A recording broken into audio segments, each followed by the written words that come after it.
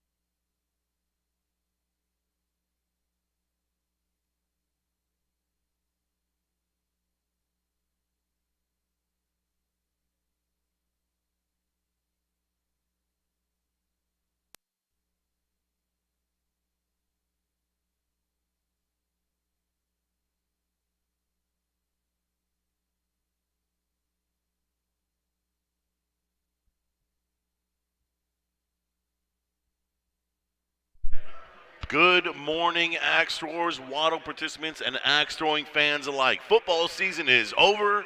However, Tier 3 tournament Axe Throwing season has begun. The third day of the Capital City Classic here in Sterling, Virginia, 30 miles west of downtown White House area. We are getting ready to start the duels portion of the tournament. Personally, one of my favorites because it is a little bit lackadaisical, more fun. We have team uniforms, as you can see right now on the camera in the lobby cam. A variety of different teams right now. We're getting started with warm-up throws. 36 teams have started this duels tournament. We're going to whittle it down to one champion. Welcome to our live stream. Thank you, X's and O's. Great tournament has gone so far. We had Tyler Flynn as our big axe champion. We have Mark Tishko as our hatchet champion. We have some monster teams going right now in duels. We're going to jump over to some lanes. Take a look at the Waddle app. If you see any teams that you want to put up on the camera, we will feature those teams right now. We have a variety of creativity in the team names. Big Axe Bitches versus Pair of Teats on lane 6, not on camera. We've got the Replacements versus the Minions over here on lane number 4. We might jump to them. Just axing around and lick it and stick it on lane 1 right now. Lick it and stick it. Custom axes made over here by Team Purple. Hand painted. I saw them earlier. Insanely beautiful. 8 hours of craftsmanship going into some of those handles, which they're not throwing for duels, by the way. Clicking over to the team names. Zach Crawford making a stop by the booth. Lick it and stick it consists Keith and Michelle Medling in the purple.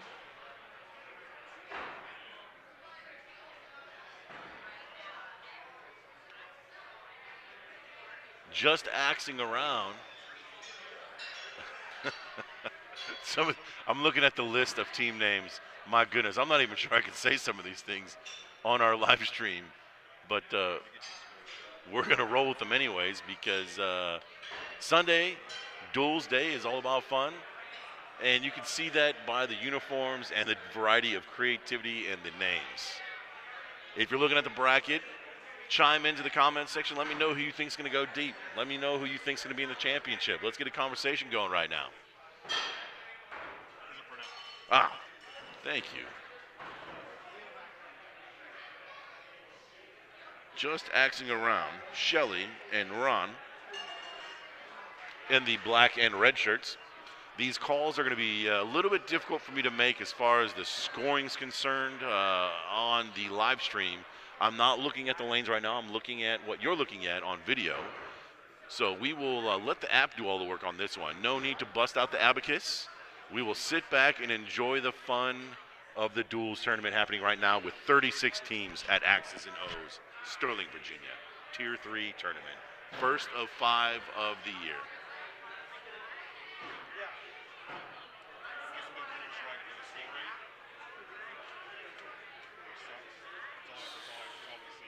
So we're not going to see an update in the scoring. We have a little glitch in the app right now. Trying to figure it out, so I'll do my best. We can click over here though, right?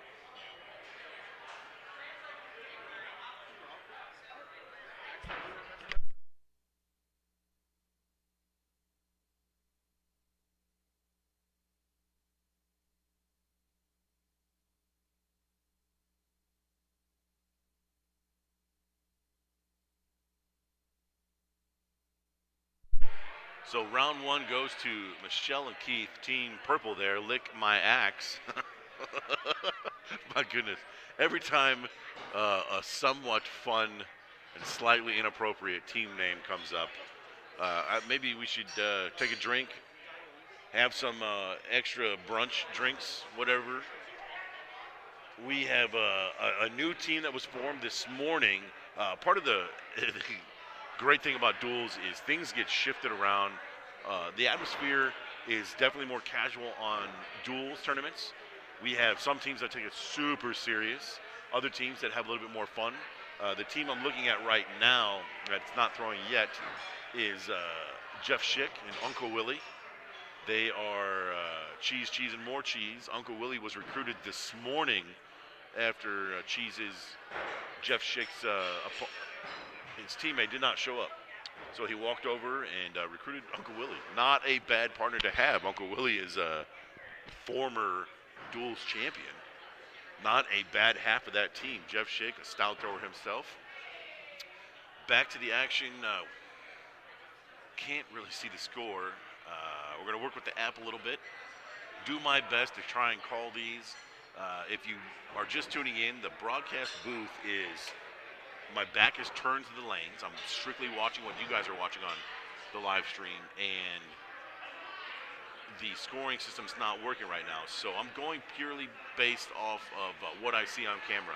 I'll call it the best I can as far as scores are concerned.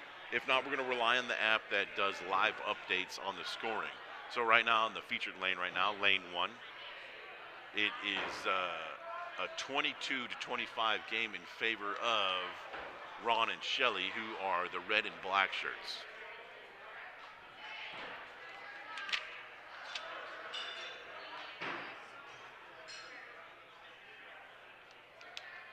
Just axing around.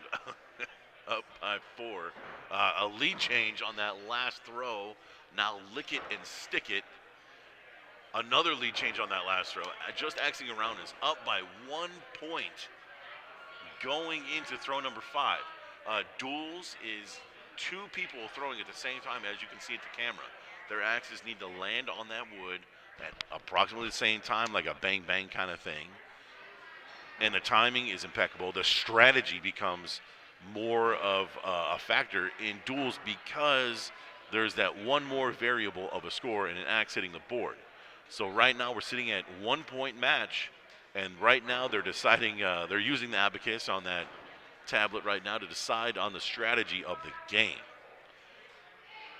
Now that bullseye, that red dot, is 1.5 inches.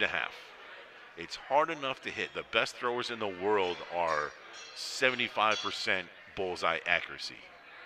Mike Phillimon, our defending champion, is 81% accuracy on that bullseye. So every 10th throw he has 2 misses. Not the numbers that are expected super high. You would think it'd be 100% 10 throws. Duels, where I'm getting at is it's very difficult with that bullseye, let alone throwing 2 axes at that 1.5 inch diameter. It's a very risky play because if you drop an axe, that's marked as a 0. And a drop in a Duels tournament format is detrimental to the scoring. Speaking of scoring, sometimes they can be a little bit difficult to keep up with 4 axes all being thrown at the same time. We have a slight scoring adjustment that's happening right now. It looks like the judge on lane 1 may have gotten them mixed backwards. Let's jump over to lane 2, see who we got over here. We have the Laser Kitties, just lane 2. I got to get caught up on this on the app. For some reason, we're not seeing the live updates on our format, so I'm jumping over to the app to look at live scores. We have lane 2, Kitty Lasers versus Not a Couple. We're going to click on these scores. They're in round number 2. Round number 1 went to Bo and Melody, the Laser Kitties. Kitty Lasers, excuse me. Currently in round number 2, and the score is, after 5 throws, we have another winner. Bo and Melody of Kitty Lasers will advance. Let's jump over to another lane right now. See what's going on in lane 3.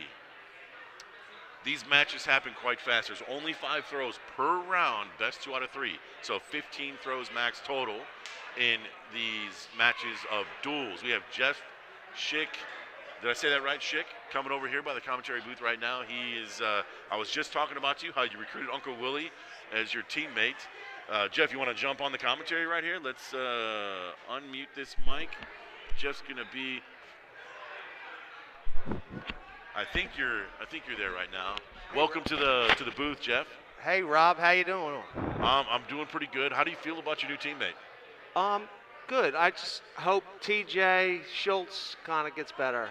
He's sick today, He's and he sick. had a bail. So Unfortunate bailout for TJ. We wish him the best and hope he gets better. But wow, Jeff, you kind of recruited a semi-good thrower. yeah, well, I thought it was going to be hard because he wasn't like ready to like, throw. You know, he didn't want to throw. So I said, "You have to wear their shirt." The shirt, and he's like, "No way! It's like a size small. I'm not wearing that shirt." And you said, "What did you say? What size I is asked it, what Cheese?" size it was. I said extra large with a No, you straight said face. 2 extra large. Oh, 2 extra large. He goes, "I'll wear it." That was easy. For those of you that are not familiar with Uncle Willie,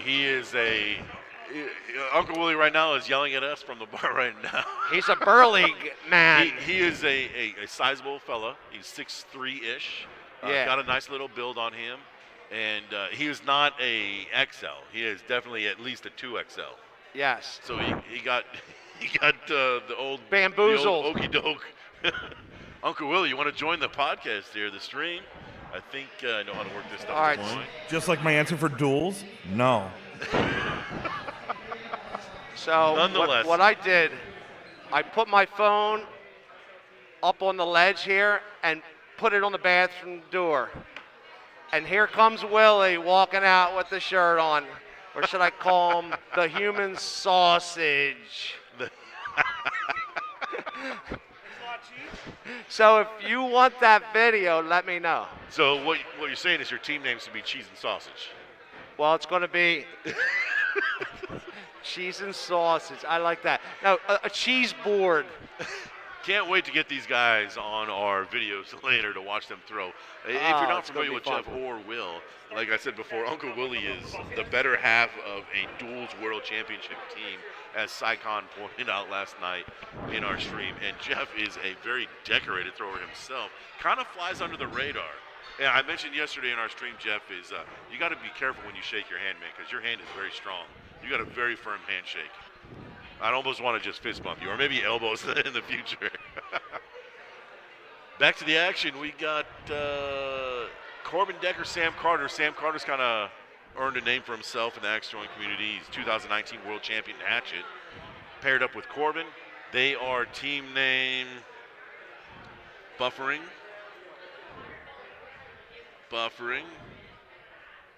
Sam Carter, Sloth, Ghost. That's Corbin Not surprised Decker. by that. Sam Carter is the adaptive sloth, which he is known for. He's a very calm, cool, collected individual. Doesn't really get flustered much.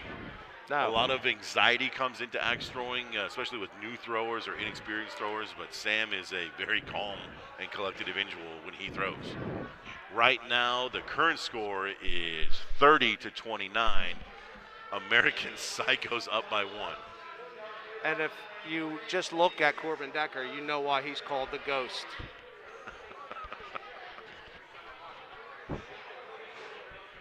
A drop? Oh, excuse me. I didn't see the axe up in the kill shot. That's definitely not a drop. That is a 39-43 going into the 5th throw. Best out of 3, round number 1. Sloth, Ghost up by 4. Both throwers stay down. Strategy of Duels is fairly simplistic, although it's very difficult to throw at the bullseye. Normally teams will, we call it playing safe. You have one anchor that goes for the bull and another one that goes for the 5. Rarely do you have teams that have the confidence to go both bulls, because a dropped axe is nearly a loss in Duels, especially against a competitive and good team. So one person will be the better bullseye thrower and will throw for that red dot, where the other one tries to get it in that next circle, which is the 5-point ring. Yeah, dropped axe is an L with 5 throws. Pretty much. Round number 2 coming up with the Ghost Sloth versus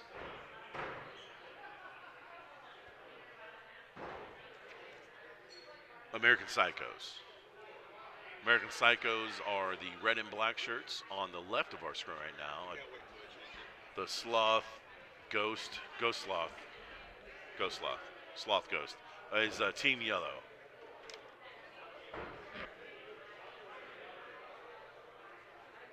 Well, here we go as an example of both throwers not even going for the bullseye. They both are going throw the 5, and if someone hits a bullseye, they hit the bullseye. It's just not worth the risk of getting a drop.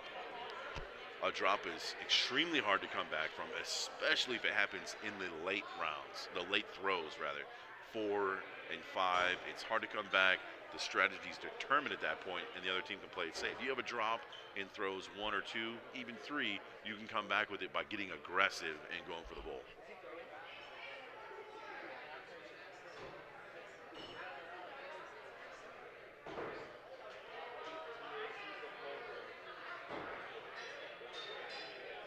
Mike Morton chiming in with the team names and emoji crying smiley face.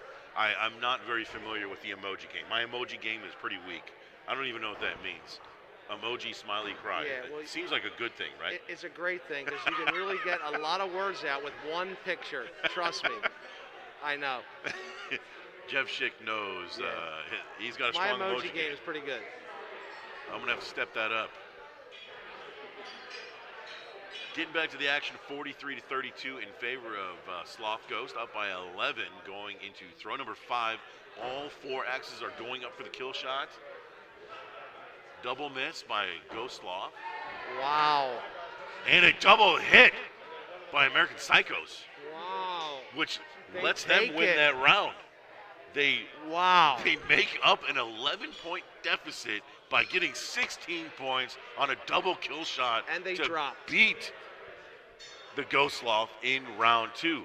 That is one way to make up for a drop throw right there. It's amazing. A rubber match being forced against the 2019 world champion and Corbin Decker, who got a little bit more aggressive.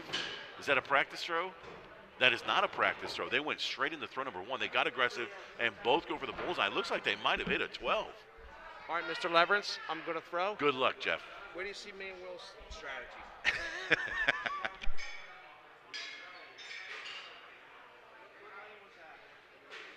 Jeff, the Cheese Schick, stopping by.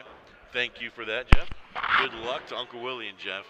What a teammate to recruit at the last minute after his teammate TJ went out with an illness prior to this. So we're in a rubber match on lane 3 right now. We're not going anywhere right now, folks. We're going to stay right here after the first throw of a 4-5 and a 6-5. It's a 1-point game. After the second throw of a 5-3, 4-5, it is now a 3-point game. Sloth Ghost is up by 3. Sloth Ghost getting a little bit more aggressive here. They are both going for the bulls at this point. They were playing it safe earlier. The ropes have been put on them on that last game where Team American Psychos went up for a double kill shot and hit both, gaining that 11 points back with 16 by a double kill shot. Round number 3 happening right now.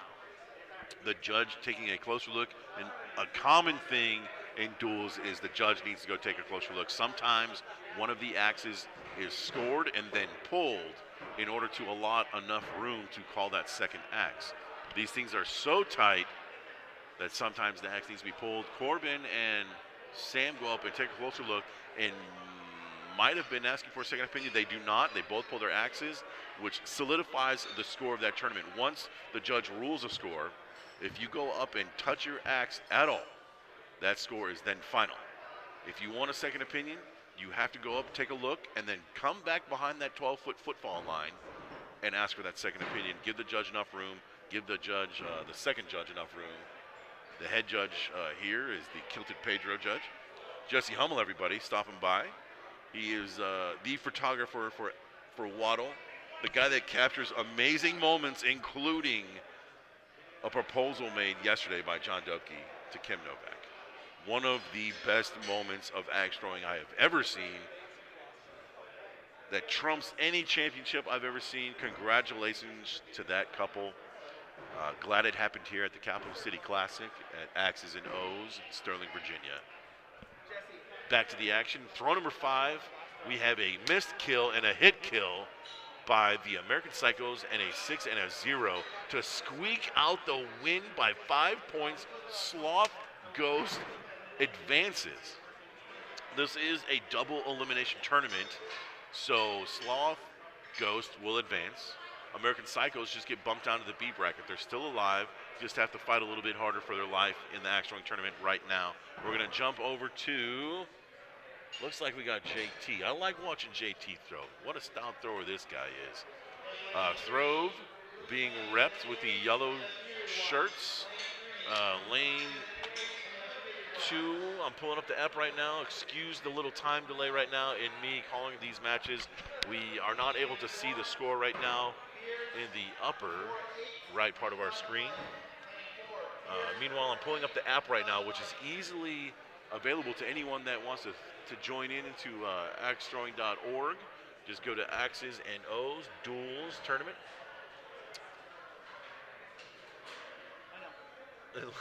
I don't want to say this team name. That is lane 3. We're going to jump to lane 2. Oh, man, that really puts me in an awkward situation, I think. Good thing about duels tournaments is the league allows you to be as creative as you want with your team name. It really allows that freedom of team names and fun to be had in duels. One of the more fun events of all of axe throwing, and also one of the most difficult. You wouldn't know that because Team Brown Johnson, as Lucas Johnson, Hayden Brown, the back-to-back defending champions of the world in the duels event. They have set a precedence in duels unmatched by anyone in Waddle thus far in any discipline. A big shout out to those guys. They are not here as a team. Half of them, Lucas Johnson is here. He will be throwing with Ian Malpass. That's a heavy hitter team right there. So we have, I'm not going to say this team name. I'm just not going to do it. JT and Betsy are down by 15 going to throw number 5. This is a rubber match. Reed Welsh and Sam Smith on throw number 5, up by 15 in the rubber match, round 3 of best 2 out of 3. These final throws being scored. It looks like we have a hit and a 5 and a miss and a 5. To solidify the outcome of that rubber match, we have FCKL SLT takes the victory in the best 2 out of 3. Let's jump to another lane right now. I'm looking over to see lane 1, lane 2 is closed. Lane 4, jumping over to lane 4. There is a team from Lazy Axe there with the classic orange and blue faded jerseys.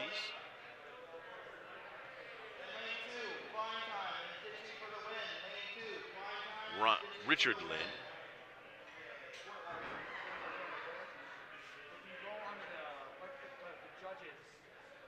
And Ben are a team. I'm looking right now. This list is it's a little bit difficult to do all this at one time. One person in the booth right now. We have Richard.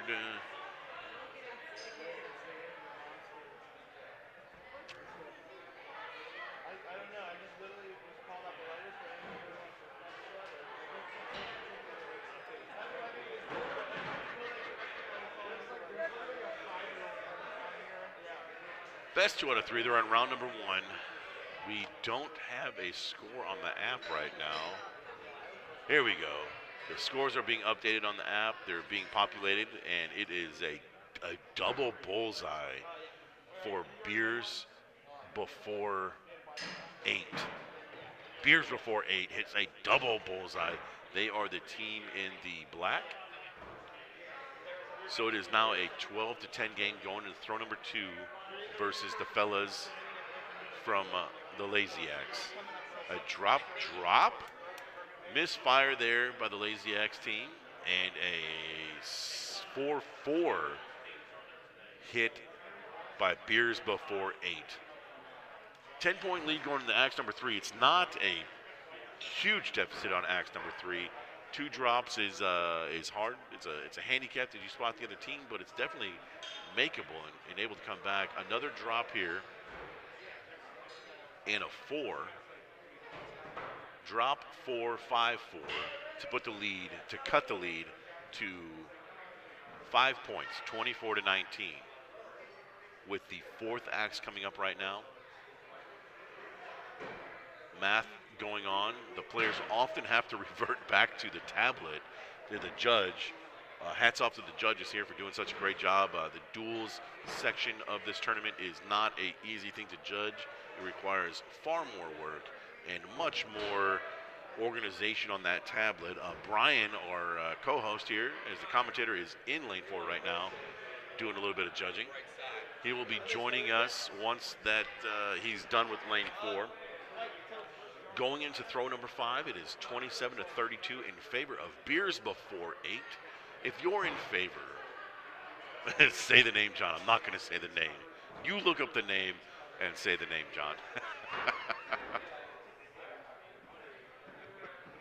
Throw number 5 looks like a missed kill and a bowl, and a hit kill and a missed kill. So we have a 3-point separation on that throw. Not gonna do it. A miss. So that solidifies that round. Round 1 goes to Beers Before 8. Tap of the axe, switching and going to round number 2 of best 2 out of 3. We are in the opening rounds of this 36 duels team tournament here at Axes and O's for a Tier 3 tournament. Beautiful day outside. It is a sunny, deceiving day, fairly nippy outside. You walk in the door to X's and O's, and pretty incredible space. It's a 9,000 square foot space. You have arcade games, which include a basketball station, skee ball, a boxing, big buck hunter, card games. We have merch on the left when you walk in. Keep going to the left, and you'll walk to the bar, one of the most favorite spots in the facility right now. They also have food. I had a pizza yesterday, pretty stout pizza. Probably gonna order it again today. You walk over deeper into the facility. You have 8 targets on one side, and you got another 8 on the back. So 8 lanes total, 16 total bullseyes in this facility. Great spot, lots of couches, comfortable chairs, accommodating staff, which is worth its weight in gold. Thank you, Axes and O's, for all the hard work that you guys have done at the Capital City Classic this year for our first Tier 3 tournament of the year. Back to the action. We have Beers Before 8 up by 5. The first throw resulted in a 4 and a drop, and then a 5 and a 4. On to the second throw. Another drop. And a 4-4. The spread on this game right now is only 2 points going into throw number 3. 2 points can be made up instantly with just one axe on one team by hitting a bull. It's important to have that anchor like I was talking before. That anchor is the responsible teammate that hits the bull on a consecutive basis. And the other thrower, go for the 5. If you land a bull and a 5, an 11 is a stout and a far less risky throw than a double bull with only a 1-point difference. Double bull as a 12 and a 6-5, a safe throw as an 11. 1 point doesn't mean a lot in these games. Speaking of 1 point, we have a 1-point separation going into throw number 4. We have a kill shot being called by Beers Before 8. I don't know which teammate called up, but we have a kill shot being called, and a kill shot looks like it was hit, and a 4 and a 6 and a 5. Good kill shot and a 4. And a 6 and a 5 is going to result in a 3-point spread if my abacus serves me correctly.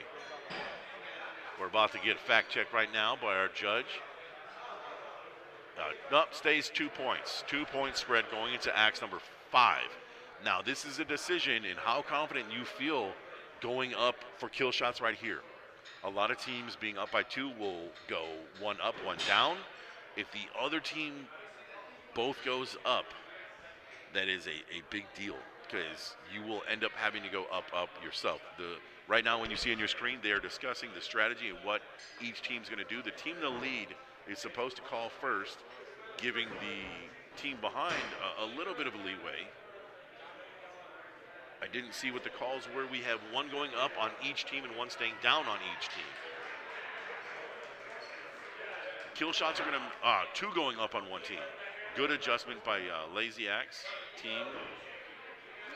We have a high throw and a 4, and a 6 and a miss. 2 points separate that throw. I don't think they scored that right on the app. The judge had put it in there as 2 kill shots for the one team and 1 kill shot for the other. Clearly, one team stayed down on one throw and went up. But a 0-0 marked on both sides. Maybe that kill shot was just missed by that much. I think the match is actually supposed to be tied. The judge has it clicked in right now as the winners is Beers Before 8, but none of the players have left the lane yet because they're going through that adjustment, double checking the scores. Very important fact right here is if you're throwing in duels, you need to pay attention to the score. You have to stay coherent in what's going on. And the judge has just adjusted the scores, and it is indeed a tie game. Kill shot was only called by one player on each team. Tap of the axe, they're going into who sucks less right now for round number 2.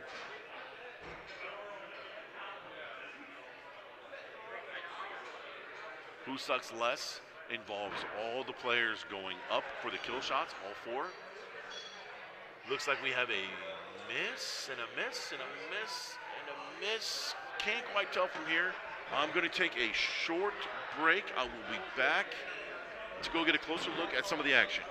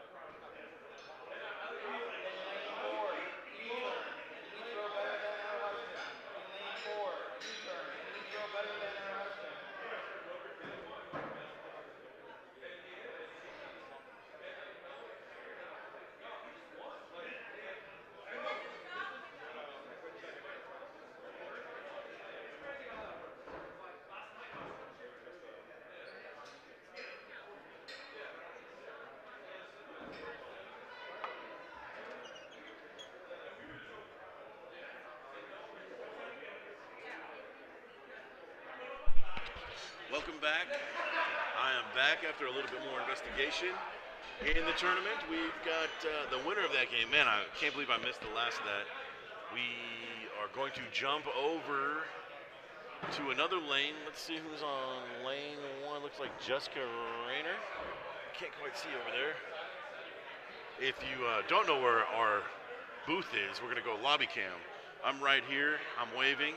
The lanes are over there behind me, so I have to reach and look around this corner to see who's playing, or just jump from camera to camera. So we're going to jump to lane 1, which is Casey and Jessica. I'm going to pull up lane 1 in our scores. We are in round number 2. Round number 1 went to Greg and Kevin, which is kill shot variant. They won by 8. Round number 2 right now. First throw being judged. Closer look. reveals a 4-4 and a 6-4 kill shot variant up by 2. Kill shot variant.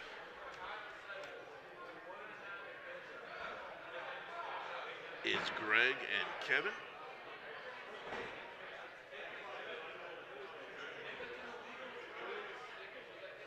Casey and Jessica are Care Bears. I'm curious, I can't quite see their shirts. They have Care Bears on the shirts. Makes sense. A tie ball game. Casey and Jessica make up some points there with an 11 on that second throw versus a 9. Tie ball game going into axe number 3. Casey and Jessica look like they're attempting to play it safe. That anchor strategy that I talked about earlier, where one thrower goes for the bull, the other goes for the 5, and it looks like kill shot variant kind of had a little collision in their axes. One of those axes was dipped down, angled to the right. For the right thrower, that is a little unusual. Normally it's angled the other way, so leads me to believe that their axes collided and knocked one out. Lucky to stay in the board and not a drop. Care Bears getting aggressive. A bullseye in a 5 and a bullseye in a 4. Another point gained by Care Bears. Going into the 5th throw now. It is a 1-point game in favor of Care Bears, which they just gained right there. Good throwing by Casey and Jessica. Jessica delivered me an axe head yesterday, the bear claw, which was machine. She delivered number 11 out of, I don't know how many they had produced, 150 or something like that. I know there's a lot of people on that waiting list looking to get theirs. I'll tell you, mine was not handled. It was just the axe head. I'm excited to have George Sanchez handle it and throw it. Just holding the head, it seemed very well balanced, very clean. Impressed and excited to throw it. Throw number 5 results in one team going up, one team player going up on both sides, one staying down. Looks like a miss and a 4 and a 4 and a possible hit. 4-0-4-0. So we're going to have a 1-point victory by Care Bears in round number 2. Round number 1 went to the kill shot variant. So rubber match coming up right now. We're going to stay here on this. We have Al Braun in lane 4, our Hawaiian thrower. What a guy that guy is.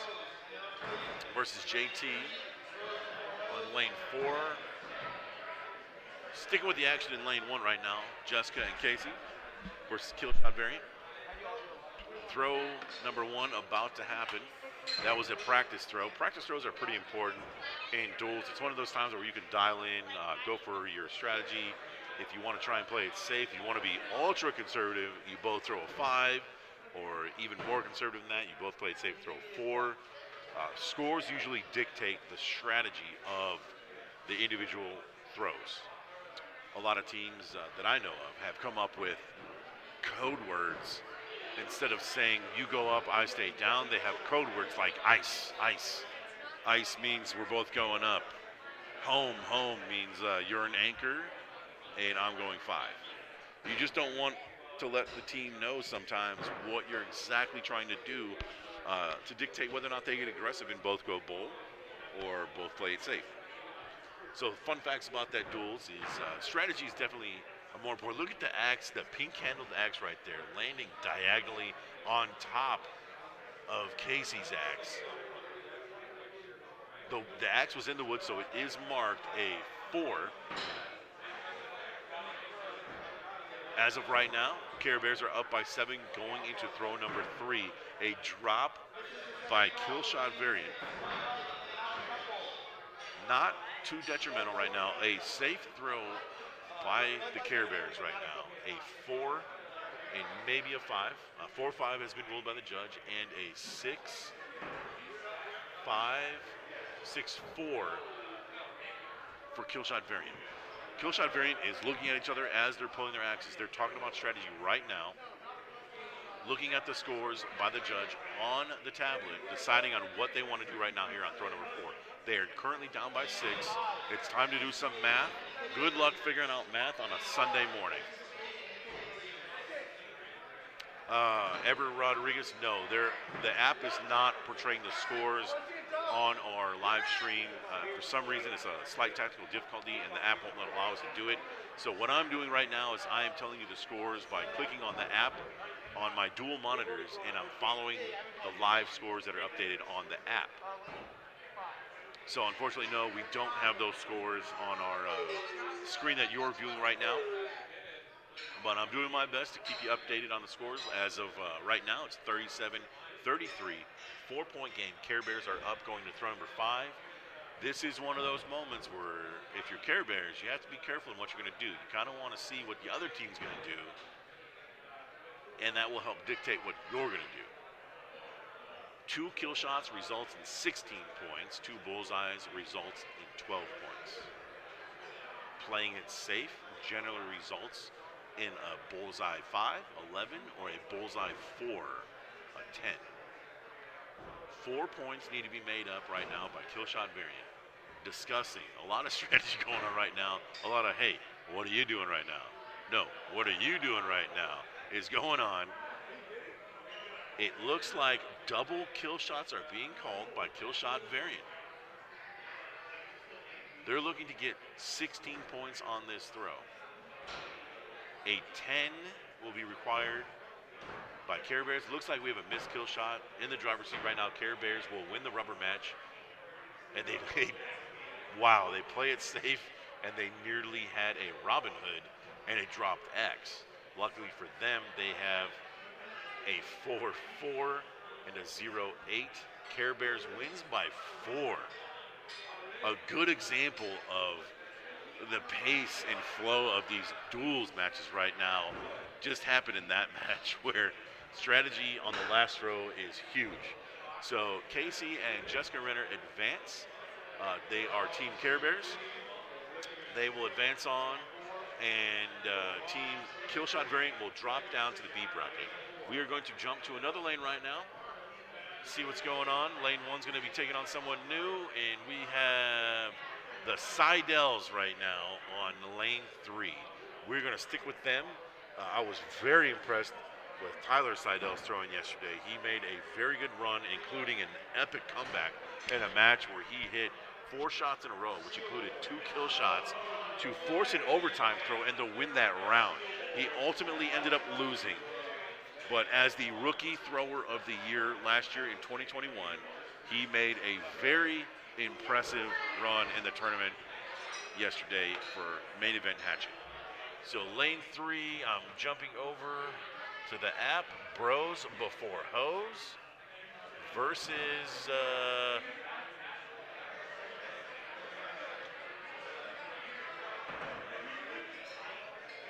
bear with me right now. I'm clicking away on the mouse on the app to get Bros Before Hoes versus the replacements.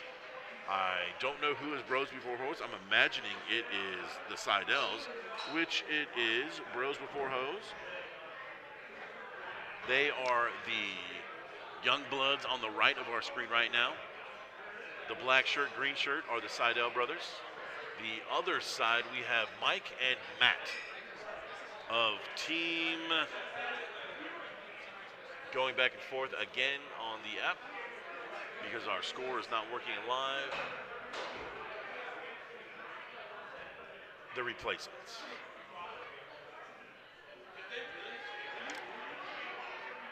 The replacements. Wow. Matt Laka. I sometimes cannot recognize people with the face coverings on. Safety first. Everyone here in the venue is wearing face masks according to the rules right now of our current state. Round number 1 went to the Seidel brothers, 51-46. Bros Before Hoes.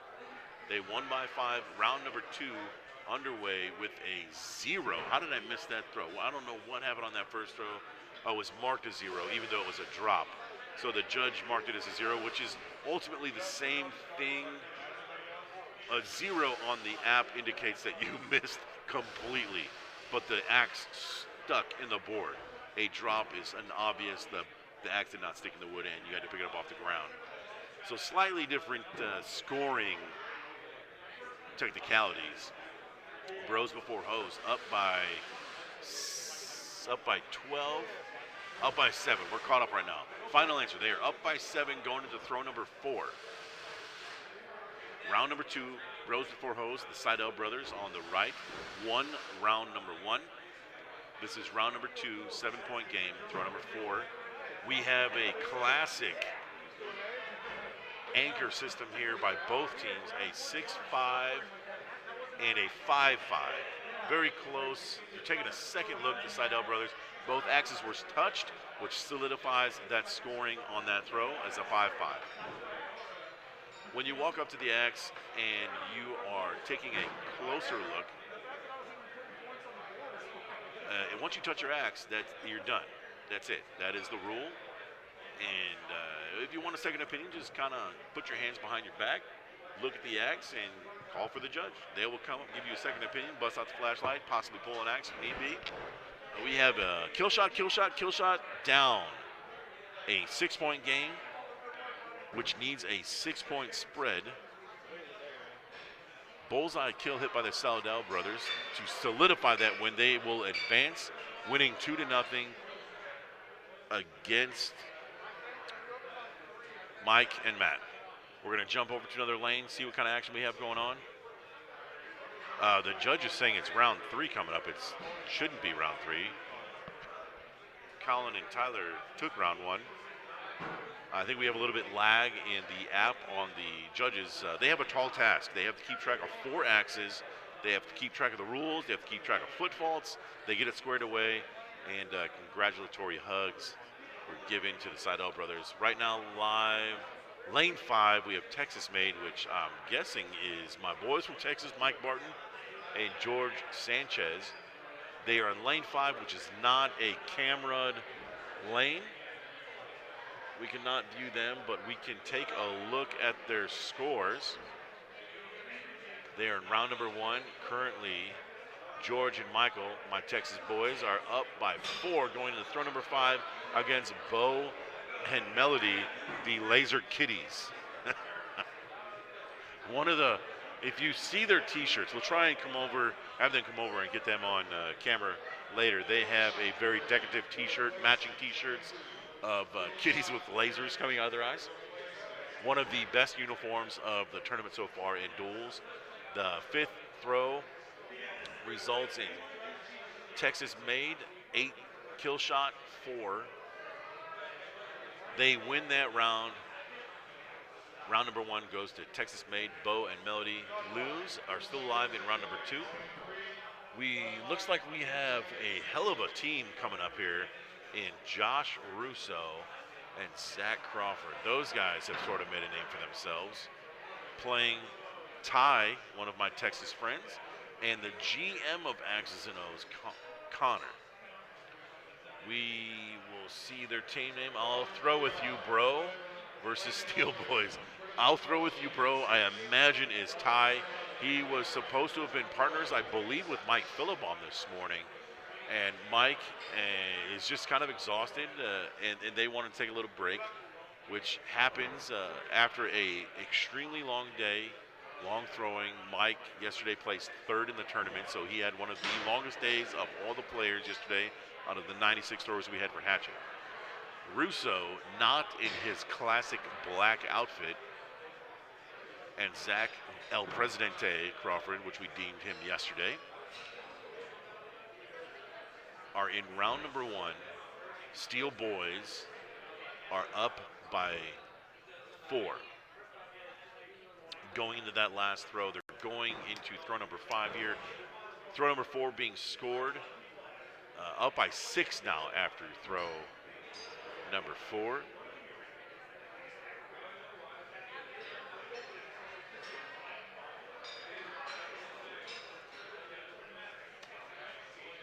Strategy being discussed right here. Colin and Ty taking a look, trying to do some math, saying, hey, are you better at adding or am I better at adding? We got to figure this out right now. Josh Russo, Zach Crawford kind of seem to be at their skill level in the driver's seat with a 6-point lead going into axe number 5. We have I'll Throw With You Bro, both going up, which is about the only way you're going to make up 6 points on a team like Russo and Crawford, who are stepping back a little bit to give Ty enough room to throw that southpaw on the right side of the lane. They both go up, and it looks like a hit-miss, which will not be enough unless there's a double drop by Team Valkyrie and Steel here. They play it extra safe. They hit a 5-4, 4-4. That's what I was talking about earlier. The ultimate safe play right there is the 4-4, which is all they needed to win that match. 49-43, 6-point win by the Steel Boys, Josh Russo and Zach El Presidente Crawford. Jeff Cope on our comments here. If you don't know Jeff Cope, he is a staple, a pillar of the community who has earned his name, who loves to, he has everybody's back. Jeff Cope placed 3rd in the WATC last year, in Fort Worth. Great overall guy, letting me know what the name of George Sanchez's company multiple times yesterday. Thanks again for that, Jeff. Back to the action. Throw number 1 about to happen. The practice throw resulted in not a lot of info gained on that, but Connor stepped in with Ty last minute as a partner. I'll Throw With You Bro in the black shirts, set to throw against Russo and El Presidente. A disappointing 4-4 thrown by Ty and Connor, and a 5-4. Not a lot of damage done in that first throw. 1-point spread going to throw number 2. I know you just both threw a 4, but at this point, it's only 1-point spread. You can come back, get aggressive, go for that bull, set the standard for the rest of this round. Russo Crawford are very familiar with each other. They've thrown with each other many times. They're good friends. They are Valkyrie and Steel representatives, founders, co-founders. Both extremely good at Big Axe. Zach is a former champion in Big Axe. Josh Russo, we might have recognized from ESPN in 2021 in 2nd place to Mark Marisol in Big Axe.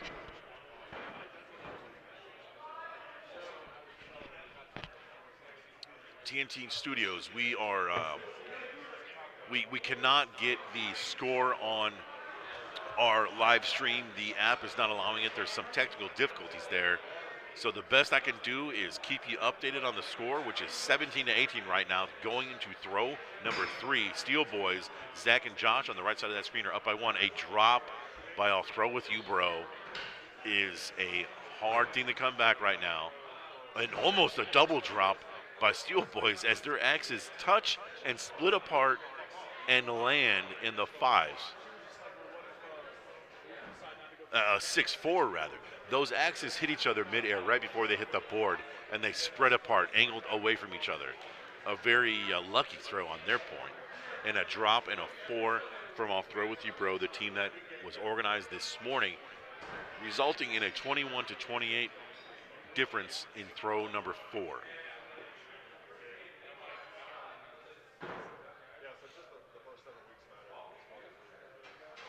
Double 4s by I'll Throw With You Bro. It's going to be hard to make up any points. And Russo and Crawford surprisingly get a little aggressive there, going double bull, missing and getting a, pardon me, they hit a 6-6. Looked like Zach's axe dropped down and bit through that bullseye just a little bit, but he ended up fading it in there for a double bullseye. The elusive double bullseye in duels. A very difficult thing to accomplish and a very risky thing at that point in this tournament. Steel Boys, Josh and Crawford up by 11 going to throw number 5. 2 kill shots called by I'll Throw With You Bro. 1 kill shot called by, it looks like Josh. Double kill shot?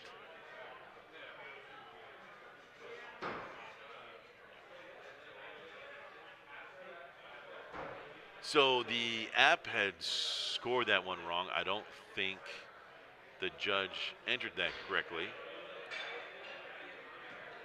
Nonetheless, a 0-0 and an 8-0, resulting in a win by Steel Boys, who win round number 2 by 3 points, 40-37. They will be advancing on. Keep an eye out for the Steel Boys, Zach El Presidente Crawford and Josh Russo. They are a team to reckon with in this tournament. Let's jump over to another lane to see what kind of action we have going on. Looks like we have a powerhouse team on lane 4. Lucas Johnson and Ian Malpass. Those guys have recently done some things in axe throwing. Ian last night made an incredible run in hatchet. Lucas Johnson, as everybody knows at this point, half of the back-to-back champion Duels team, Brown Johnson. He is the Johnson of the Brown. Lane number 4. They are looking to get ready. They are waiting on a start. The judge is getting caught up with the tablet. Definitely a game we're going to focus in on. What, you're going to? I'm on lane 4 right now. Lane 4 is Lucas and Ian Malpass and JT. I don't know what the holdup is right now. Bo Warren stopping by the booth right now, wondering where we're at. They're moving Lucas. Looks like they're moving him lanes.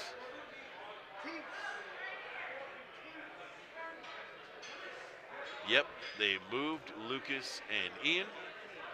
So now we have JT and Betsy versus, I'm not sure who on lane 4. Let's jump to another lane where there's already action. We're going to jump to lane 3. The Lazy Axe team, that's lane 2. Lane 1, we are buffering. Oh, here we go, Bull Warren. That's why he came over here and asked. He wanted to be on TV. So take a look at those jerseys on the left. There's rainbows, there's kitties, there's lasers, there's UFOs, there's all kinds of stuff going on in that t-shirt. They are the kitty lasers versus a pair of teats on the right side. Did you guys just play? We just played, finally. I was just tuning in to you guys, but I thought they moved your match. You guys won? Yeah, we won. Nice. Ian Malpass stopping by the booth right now, taking a look. We tuned in a little bit late to their match on lane 4. They had already won by the time we got there. They were looking at some of the scores on that last round. Back to lane 1 action, where we have Laser Kitties with possibly the best custom t-shirt of the tournament right now.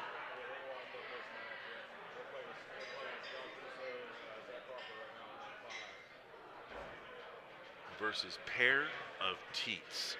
Pair of Teats is a great name. I feel awkward almost saying them on our stream. Pair of Teats is Dylan and Chrissy. Teats and Deets. Cracking myself up here. Back to the scores. Sorry again that we do not have a live score sheet on our broadcast, but I am looking at the app right now, and I'll keep you updated. 17-14 going to throw number 3. Kitty Lasers are up by 3. The team on the left, we're definitely going to have to get a close-up of those t-shirts because you can't quite make out all the glory that's happening on those t-shirts of Bo and Melody. Melody is going for an unofficial record this year of Duels partners. It is currently mid-February. She's already on Duels partner number 2. I know Jessica Renner was bragging about how many Duels partners she's had and fairly successful with the multiple dual partners that she's had. Melody is going for a new title, unofficial amount of Duels partners throughout the year. She was telling me earlier that she is scheduled to have 3 different tournament partners in the future tournaments. And right now we're on throw number 4. 5-point spread in favor of Kitty Lasers, 38-33.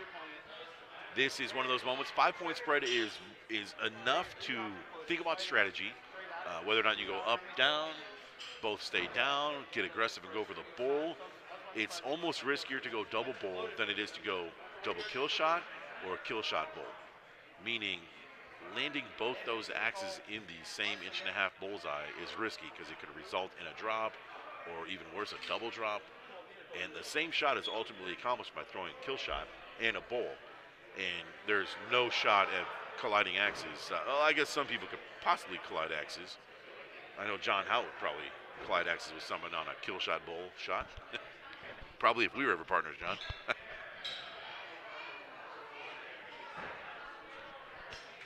So as of right now, they are discussing strategy. What has settled onto is Teats is going up, and Kitty Lasers is staying up and down. One kill shot hit by Teats, and a bullseye and miss kill. So 2 points were gained on that throw, which will not be enough to take that round, but it is best 2 out of 3, and we are going to round number 2 after Kitty Lasers win the first round. Bo looks like he's discussing strategy right now with Teats. Whether or not you should have went up, should have stayed down, not really sure. Hugs and handshakes are plentiful.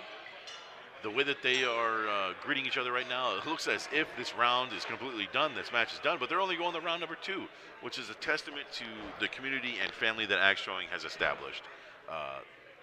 That is, matter of fact, Melody and Dylan are holding hands in that practice throw. One of my common practices for practice throws in duels is to look at your opponent in the eyes as you throw your axe and send all 4 axes downrange. Tap the axe in a group tapping, individual tapped by our teams. We are ready to go. Throw number 1, round number 2, after Kitty Lasers on the right side of our screen right now have won round 1. This is round 2, first axe. A 5-4 and a very close to a drop. Looks like a 5-4 and a tie ball game possibly. A 6-4. Squeaked in a 6 by Kitty Lasers and a 5-4. Not too bad of a throw there at throw number 1. It's only a 1-point deficit. Not a big deal on that 5-4, 6-4 throw. So throw number 2, 1-point game. This is round number 2, best 2 out of 3. Making our way through the bracket.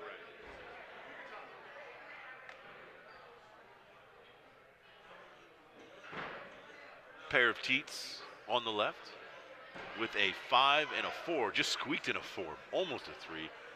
And Kitty Lasers looks like a pair of 4s thrown high.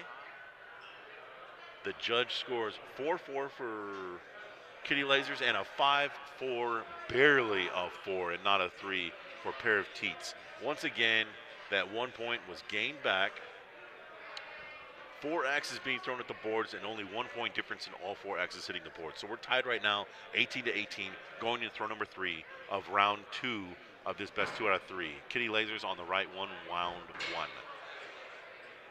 That was a result in a hit axe by Teats and company. Looks like a 2 and a 6. A 6 and a 3 and a 4 and a 4. So only 1 point difference again on another throw. All 4 axes only separated by 1 point, despite a 3 being thrown. Once again, you can not throw as accurate as you want to, and you can still be competitive in duels. Strategy is a big part of this game. 26-27 going into throw number 4. Teats up by 1. Lead change. Looks like we have a bull 4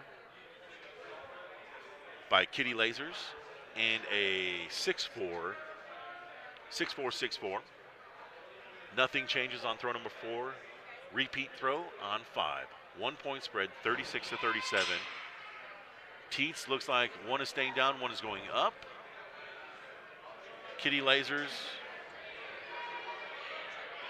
to be determined. One is going up, one is staying down. Looks like Bo's lining up for the kill shot. Melanie is going to stay down. A dance-off dance party is happening right now in lane 1. Face mask kiss by the Deets, pair of Teats. And the throw, 1 point spread, 5th throw, round 2.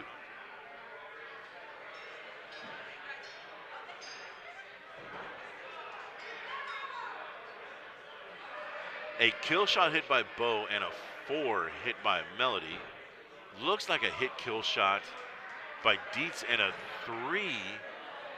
So we have an 8-4, 8-4, a 1 point finish in this match. Pair of Teats wins round number 2, which is going to force a rubber match round 3. Hugs again. Great sportsmanship. going into the rubber match. Once again, you would think this match is over, but it's not. They're just switching lanes. Great camaraderie amongst Axors right now. Possibly the two, we have possibly, arguably, the best team name right now in Pair of Teats, which is not inappropriate because that's an actual last name. And we have the best possible jersey t-shirt with the Kitty Lasers on the left. Match made in heaven. That first throw right there that we just saw was a practice throw. One of them was a drop, but no harm done because it was a practice throw. The group tapped the axe, a face mask kiss, and a tiger face focus by Kitty Lasers is the commencement of round number 3, throw number 1. Looks like a 6-3 and a lucky to land 4-4 by Bo. Bo just knelt down a little bit in relief that they didn't have a drop or damaged axe at that point. Both those axes on Kitty Lasers are taped up pretty heavily. A lot of times we will have crossed streams in duels and axes get damaged. Not very many throwers throw their actual competition axe in duels because axes get damaged. That was one of my mistakes I think I made when my partner Michael Dolan and I threw in the 2020 Duels World Championship. Was I was throwing my actual competition axe, and he seemed a little nervous to come in tight on my axe as he didn't want to break it. I tried to tell him we were going to rehang my axe anyways, so it wasn't a big deal if it got damaged. But I've learned to not throw my competition axe because it makes my teammate nervous, not that I'm worried about it being damaged. Fran Lopez walking by the booth right now. Back to the action. We're on throw number 3, a 2-point spread in favor of Pair of Teats. They're up by 2. Throw number 3 coming up right now.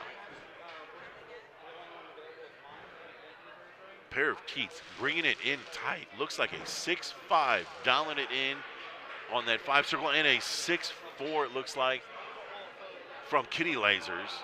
The competition is heating up on lane 1 right now. 6-5 ruled for Pair of Teats and a 6-5 ruled for Kitty Lasers. Good throwing.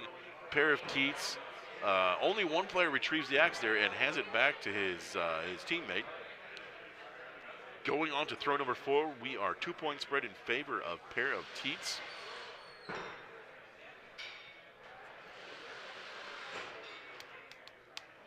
Looks like a squeaked 6 and a 4 from Pair of Teats.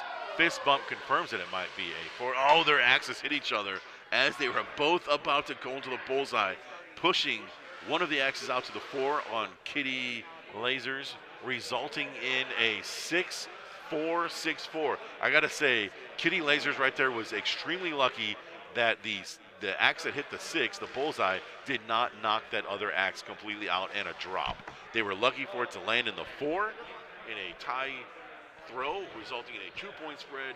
Going to throw number 5 right now. They are all deciding what to do. 2-point spread usually means everyone's going up. There's too much at stake in a rubber match, which we're in round number 3 of the best 2 out of 3. Everyone's deciding what to do. It looks like Team Teats might be wanting to play it safe with an up and down. Melody is challenging another dance-off competition with a tap of the axe. And we are resulting in a 1-up, 1-down by both teams.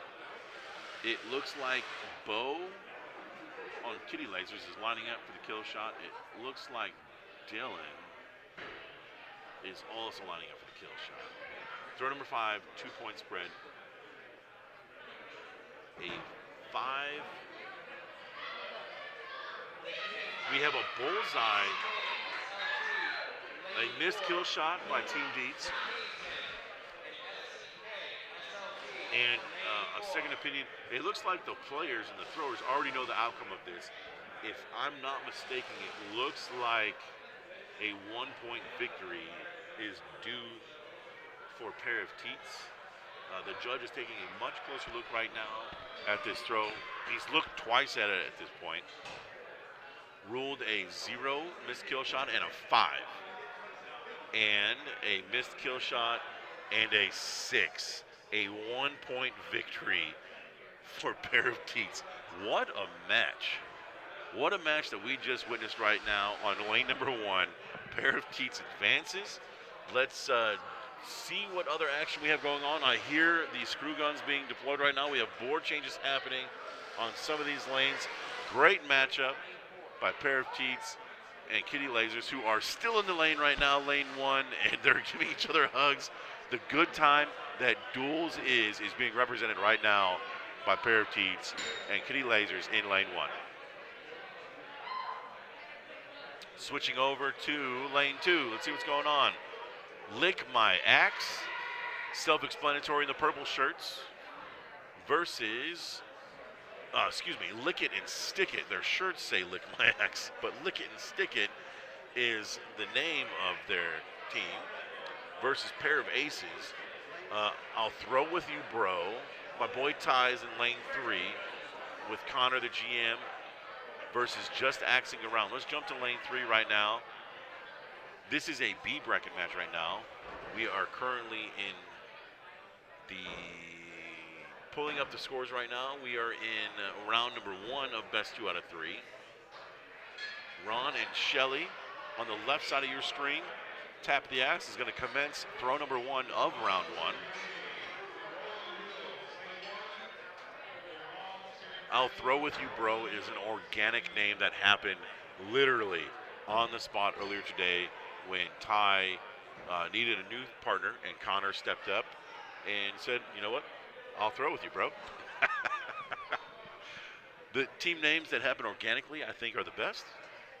That first throw, 4-5 and a 6-4, resulting in a 1-point difference on throw number 1. Throw number 2 coming up right now.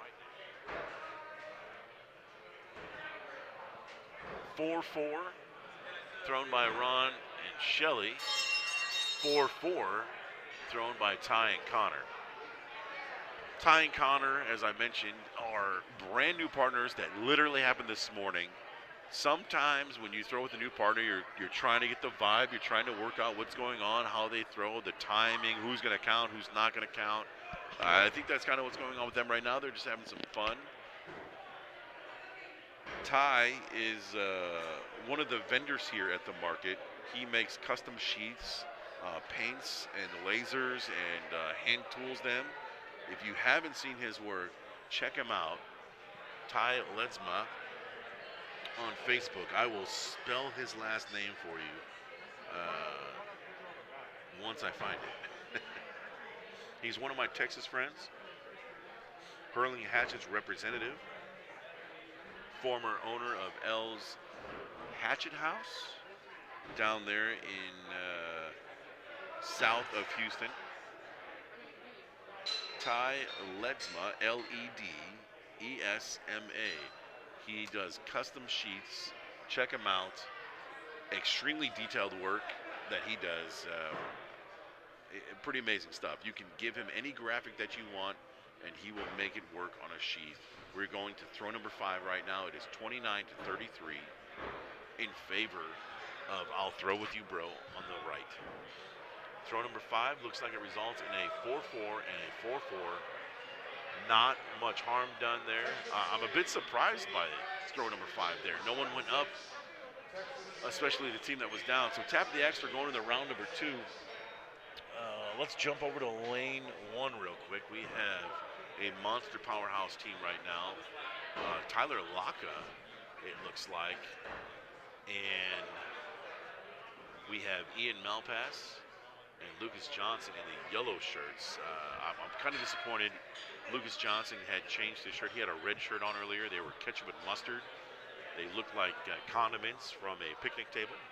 Kind of wish they would have kept that, but instead they went with the Jesse Hummel Throve shirt being repped. Jesse walking around taking some great photos, capturing the magical moments, much like the proposal from John Dubke to Kim Novak that happened yesterday in a very awesome proposal.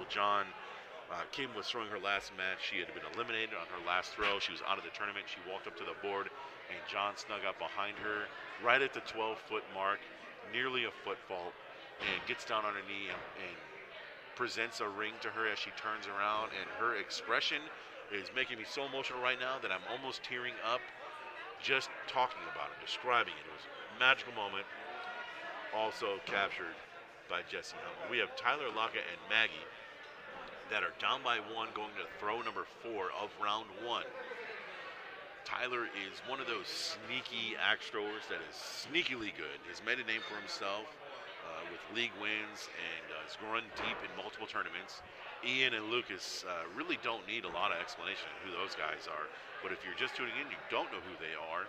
Lucas is a back-to-back half of the team defending champions of Duels with his partner Hayden Brown for the past 2 years. Ian, second place last night. Ian is a stout thrower. I talked a little bit yesterday that he is one of those throwers that is super good, much like Tyler, who kind of flies under the radar, even though Ian has got some major wins under his belt and a very decorated axe thrower himself. Monster team in pair in yellow. The 5th throw here results in a 6 and an 8 hit and a 5 and a barely missed kill shot, 56-43 in favor of Ian, which their team name is something about somebody's mom.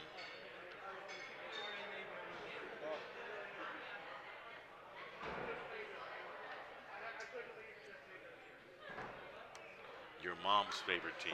Wow. That, I got to say, guys, I'm a little disappointed in that team name. If you look right now, it's a good shot on Lucas and Ian right now. Lucas, you see how wide he stepped out? They are separated by about 4 feet. Lucas, I had the pleasure of throwing with him in Salt Lake City last September at Social Acts in Salt Lake City. We were Duels teammates, and he had talked a little strategy to me about the evolution of Duels, where people tried to line up with the dream team, much like Sycon and Vin, where you have a teammate, a lefty, then a righty. You can stand very close to each other and kind of throw straight at the bullseye. After talking with Lucas about that's a flawed logic, going straight at the bullseye.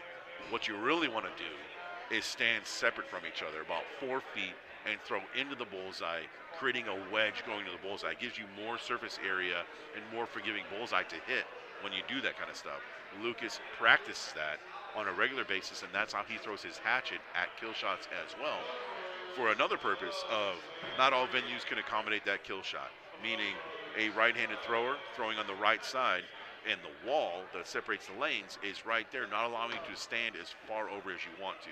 So you have to throw a completely different shot, and it's not always, not all the venues are created equal. So he practices throwing where he can throw in the middle every time, all day, every day. So right now we're going to throw number 3, round number 2, 19-19 is the current score. A good match. Lucas and Ian won round 1.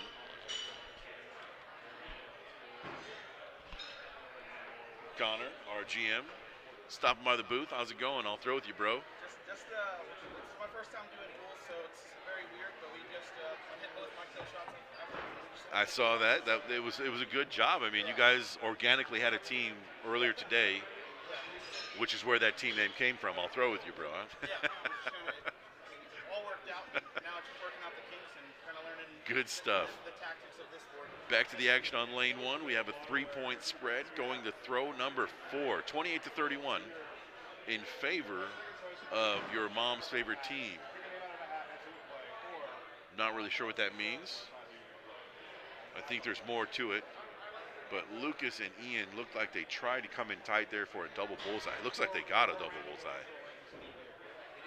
Double bull versus a 6-4. The double bull versus a 6-4, the safe, the anchor, what I was talking about earlier, is a 2-point spread, which is kind of a big deal, especially on multiple throws. Those 2 points add up to a big difference in what happens on that last throw, which is right now at a 5-point spread. We have Tyler and Maggie both going up on kill shots on throw 5, and Ian and Lucas, with as far as Lucas stands away, you don't know if he's going kill shot or not. I imagine they're both staying down, playing it safe.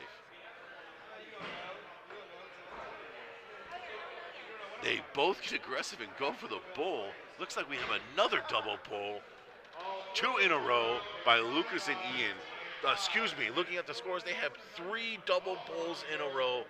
The throw number 3, 4, and 5, all double 6s for them as they take that win 55-38 to advance. I imagine we will see them much deeper in this tournament. Speaking of tournament, let's before we jump to the bracket, let's put it on the lobby cam so you guys can see what's going on. That front door's over there to your right with the merch on the right as well. Those games that I was talking about over to the left of our screen, right when you walk in. We're going to try and pull up the bracket. I've been going based on the scores. I'm going to scroll down to the bracket. You can kind of see it right now on the screen. We have, making our way, your mom's favorite team, Lucas and Ian, are at the top of this bracket. Going through, that's what Cheese said, which is the team of Jeff Schick and Uncle Willie, versus Sloth Ghost. Right now, happening on lane 2.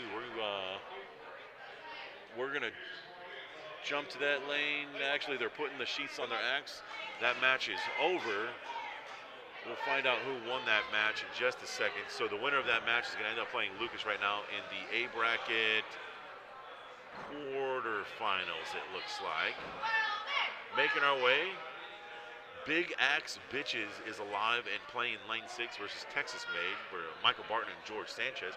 And then we have the team name that I just don't want to say versus the Kingsman on lane 4. And Flow Bros, Double Dubs. We're making our way through. We have a long ways to go right now. Steel Boys is the powerhouse team of Russo and El Presidente, Zach Crawford. Then the B bracket, we're still making some headway. So let's jump to some of this action. Let's go to lane number... Let's jump to lane number 1. Lane number 1. Right now, lane number 1 is about to kick off. Throw number 1 about to happen. Practice throws underway. We have Leslie and Dustin Wellman on the right. We have Ben and Dalton on the left. Ben is rocking the X's and O's jersey right there, the pink faded into white. Ben Parker, also the man behind the print of our programs for sale here.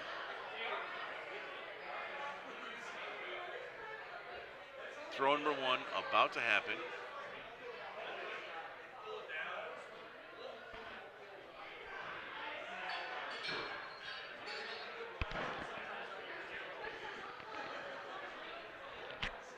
A 4-4 and possibly a 5-4. The judge calls 5-4, and then easily a 4-4. 1 point spread going to throw number 2 of round number 1. Best 2 out of 3. I'm going to jump back on our app. Once again, sorry that we do not have any scores for you on our live stream. There's a technical difficulty. Thanks, Jeff Cope, Texas Made Tool Company, Samurai Tie Leathercraft. Jeff Cope, everybody. 3rd place, Jeff Cope. So fun fact, Texas, specifically the Houston area region, now has, it just dawned on me, we now have 2 third-place finishers in WATCs. We have Nick Rich, a 3rd-place finisher the year that Ryan Smith steamrolled everybody. Nick was the only person to have beat Ryan in a round that year in Atlanta. That was 2020. Then we have Jeff Cope last year in 2021, as we all know, being seen on ESPN, 3rd place. So another fun fact, Houston and our coast is often called the 3rd coast of the states, 3rd coast city. So Jeff Cope and Nicholas Ridge coming in 3rd place. Hitting it home, letting us know where we stand with the country right now. We're going to do some work and make some noise this year at WATC from Texas. Right now, back on lane number 1, getting back to the action, pulling up the scores. The bearded ones, I imagine, are Ben and Dalton. 2 point spread on throw number 3. Throw number 4 just happened. 5-4 thrown by the Wellmans, and a 6-4 ruled by Ben and Dalton, the bearded ones. So we have, going to throw number 5 right now, we have a 1 point game. It's 37-36. Once again, they're discussing the strategies. Are you going up? Am I going up?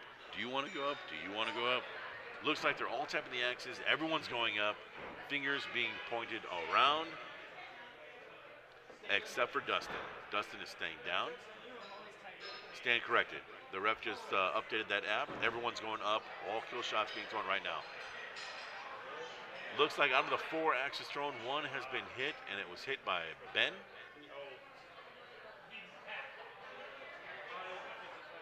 Actually, the judge is taking a closer look right now. Possibly a miss. Judge scores it good. 8 points. Stand corrected. He takes a second look and rules it a 0. I imagine they might walk up to this axe and ask for a second opinion. Only because that means they would win if this is a good kill shot. So 0s across the board have been marked on the official scorecard right now. The judge is actually taking a second look himself. Head judge, Kilted Pedro, coming in.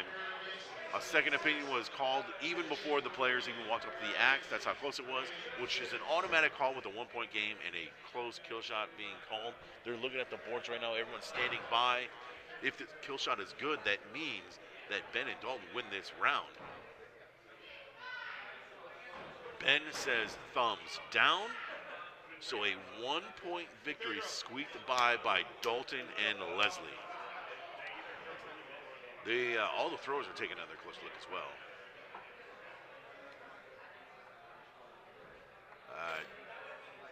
The second opinion's already been ruled. The axe has been touched, solidifying. The second opinion already solidifies the score on that axe. The players often will go up taking a closer look just to see whether or not that call was made correctly. More times than not, it is called correctly, but every once in a while, we can get them wrong. Hats off to the staff, though. They have been doing an incredible job. Wow, we got some good matches. We got the Seidel brothers right now versus Casey and Jessica on lane 2. We have Uncle Willie and she's over there on lane 4. I want to stick with this game right now, but we're going to jump over to lane 4, where that's what she said. And Uncle Willie is going for the spandex spank type shirt. Jeff duped Uncle Willie this morning. TJ was not able to throw. He became ill, and Jeff was looking for a new partner. Uncle Willie was not throwing, and Jeff, a friend of Uncle Willie's, went up to him and asked him if he wants to throw. He said he can't throw in that T-shirt. It looks too small. Jeff says, "No, man, it's a double XL." Uncle Willie says, "Okay, I'll throw that." Meanwhile, Uncle Willie goes to get his axe, and Jeff shows me it's an XL T-shirt, not a double XL. And he asks for a pen, and he marks on the T-shirt that it's a 2XL. Says, "I cannot let Uncle Willie see that this is a XL. He has to know it's a 2X," which is why we're seeing Uncle Willie in his full form there.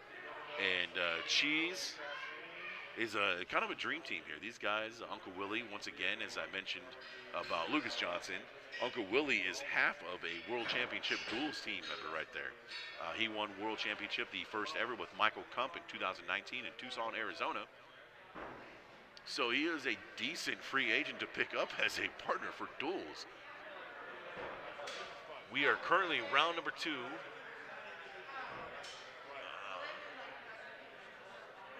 Catching up right now with the scores. The app is not working right now, which is why no one is seeing it on our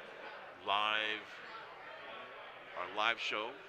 But that's what she said is up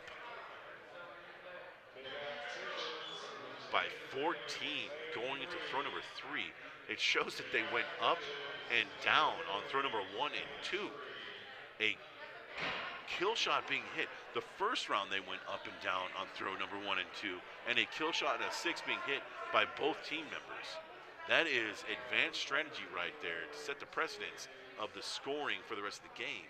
So 14 points on the first round on throw number 1 and 2 versus an 8 and an 8. A commanding lead on round number 1, which is the same thing they did in round number 2. Uncle Willie goes up. Jeff stayed down on both throw 1 and 2.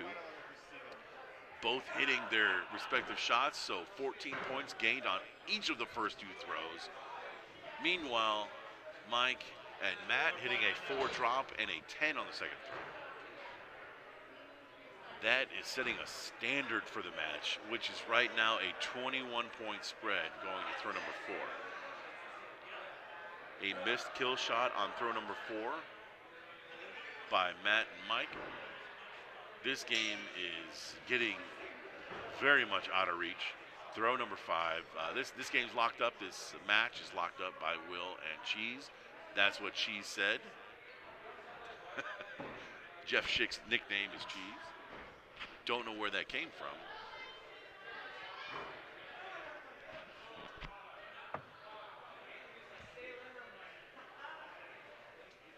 So let's jump over. That's what Cheese said.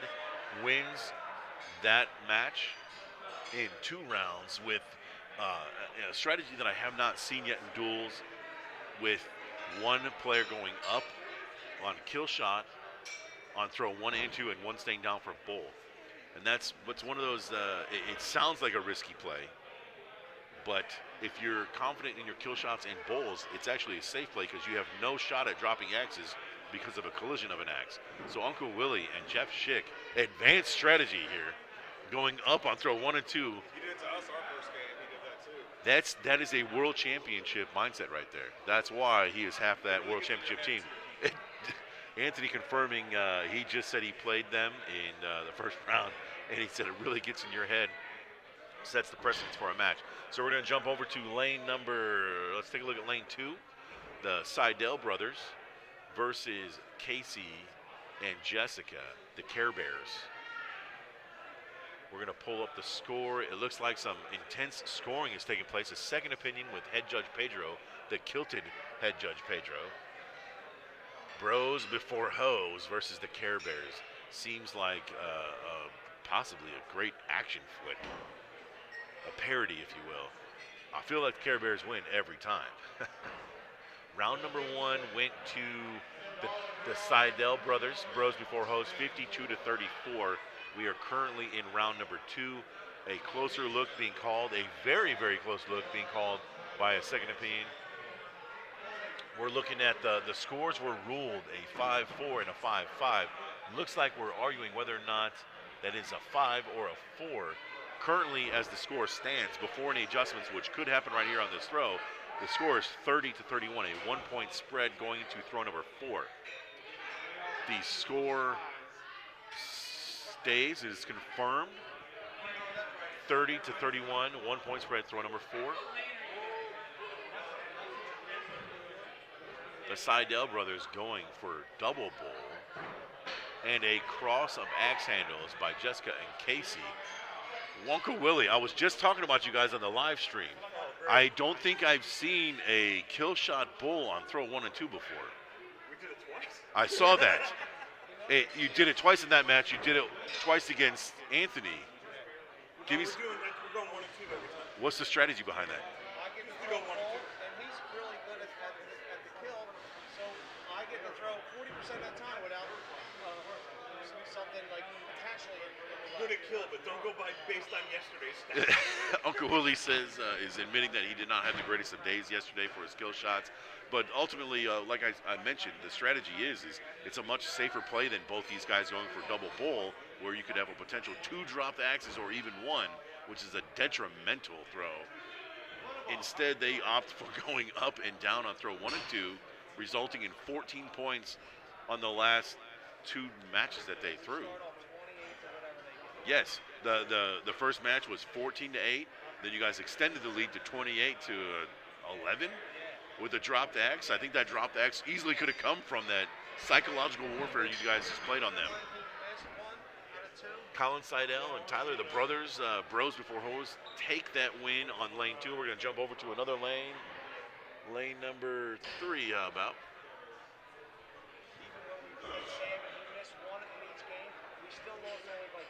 That's what she said.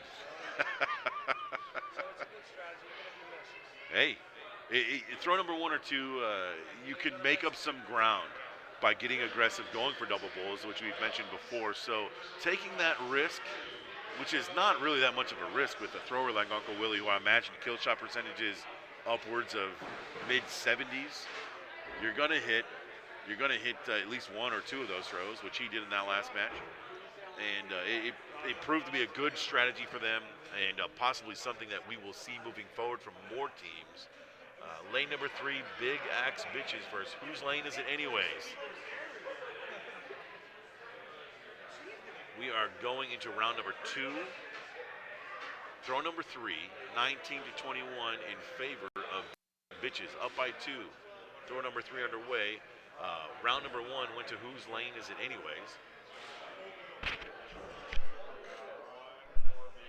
Currently in round number 2, throw number 3 being judged right now. Looks like a double bull and a 4 and a 5. Double bull and a 5-5. 2 great throws by these teammates. Double bulls are very risky throw. You bring it in tight like that, you have got to be able to get it tight in order to not have a drop throw. Speaking of drop throws, we have one drop here. It looks like a 6 and a 5 and a 5. Very close cluster 5-5. So 5 points look like it's going to be gained on that throw. We have a tie ball game going into throw number 5. I would love to see 4 kill shots being thrown right here. Playing it safe and staying down is risky.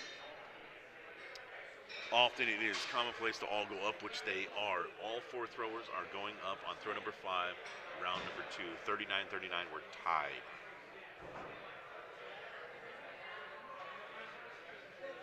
Miss, and a miss, very close to a hit. Looks like misses all around. We're going to go into who sucks less, sudden death. 4 axes being thrown for sudden death right now. This is round number 2. Round number 1 went to Whose Lane Is It Anyways? Who sucks less is determined by who is closest to the kill shot. So if you have 1 hit on each team, which it looks like we might have 1 hit on each team, you go to the second axe and measure. But instead, it looks like we have a miss, and a hit-miss. So the team that hits that kill shot right there, which is Whose Lane Is It Anyways? Oh, excuse me, Big Axe Bitches. We're going to rubber match, round number 3. Practice throws underway.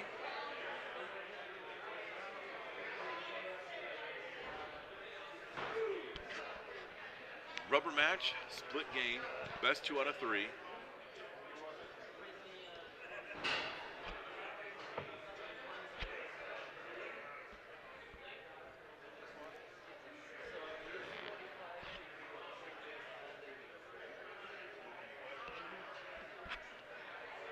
First axe coming up right now.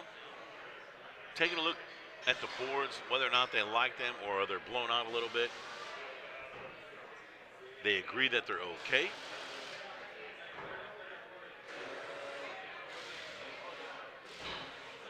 Axe number 1 of round 3.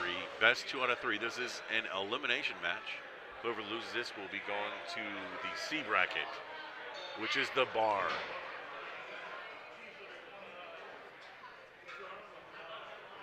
Tight grouping. Flashlight being deployed. Ruled a 6-6, a double bull versus a 5-4. 3-point spread after the first throw. Second throw, Big Axe Bitches up by 3. Big double pull to start off that match, also setting a precedence for the rest of this match. Abel and Kyle bringing it in a little bit closer on that. Their axes hit, and Abel's axe deflected out a little bit into the 4. A lucky 4 that easily could have been a drop, but they'll take the points any day. An 11 versus a 9 on throw number 2, which brings this match to a 1-point game going into axe number 3. Big Axe Bitches, another type grouping. Just a bit outside though. Might have landed a 5 and a 4. versus a 6 and a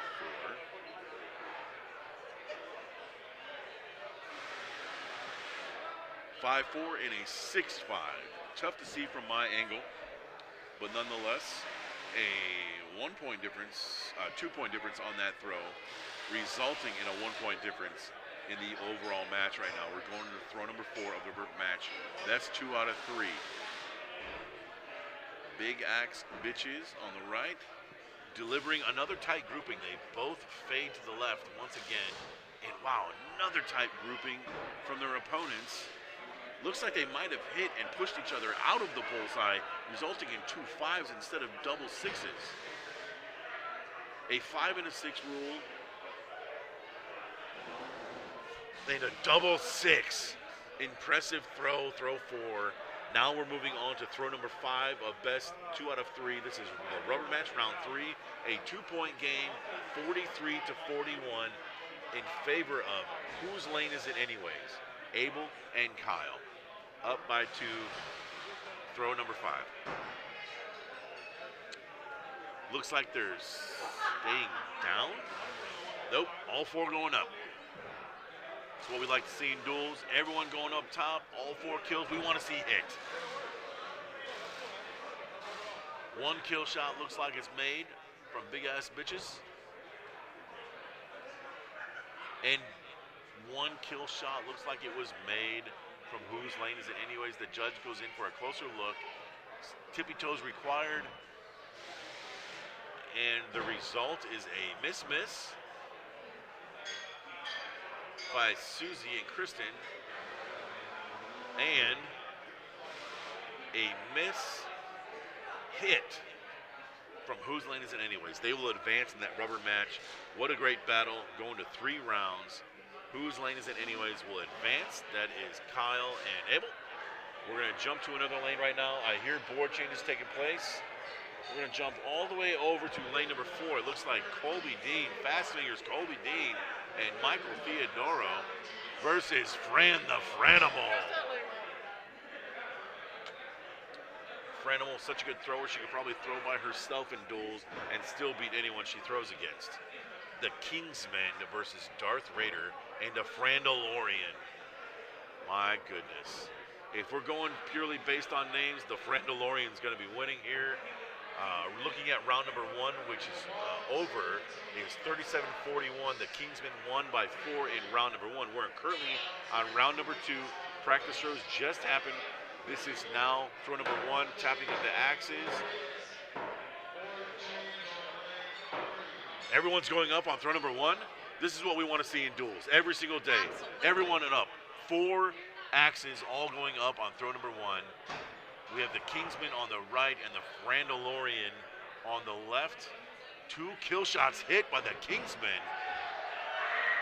And 2 kill shots hit by the Randalorian. 4 kill shots hit on throw number 1 of round number 2 of this match. A total of 36 points made on throw number 1.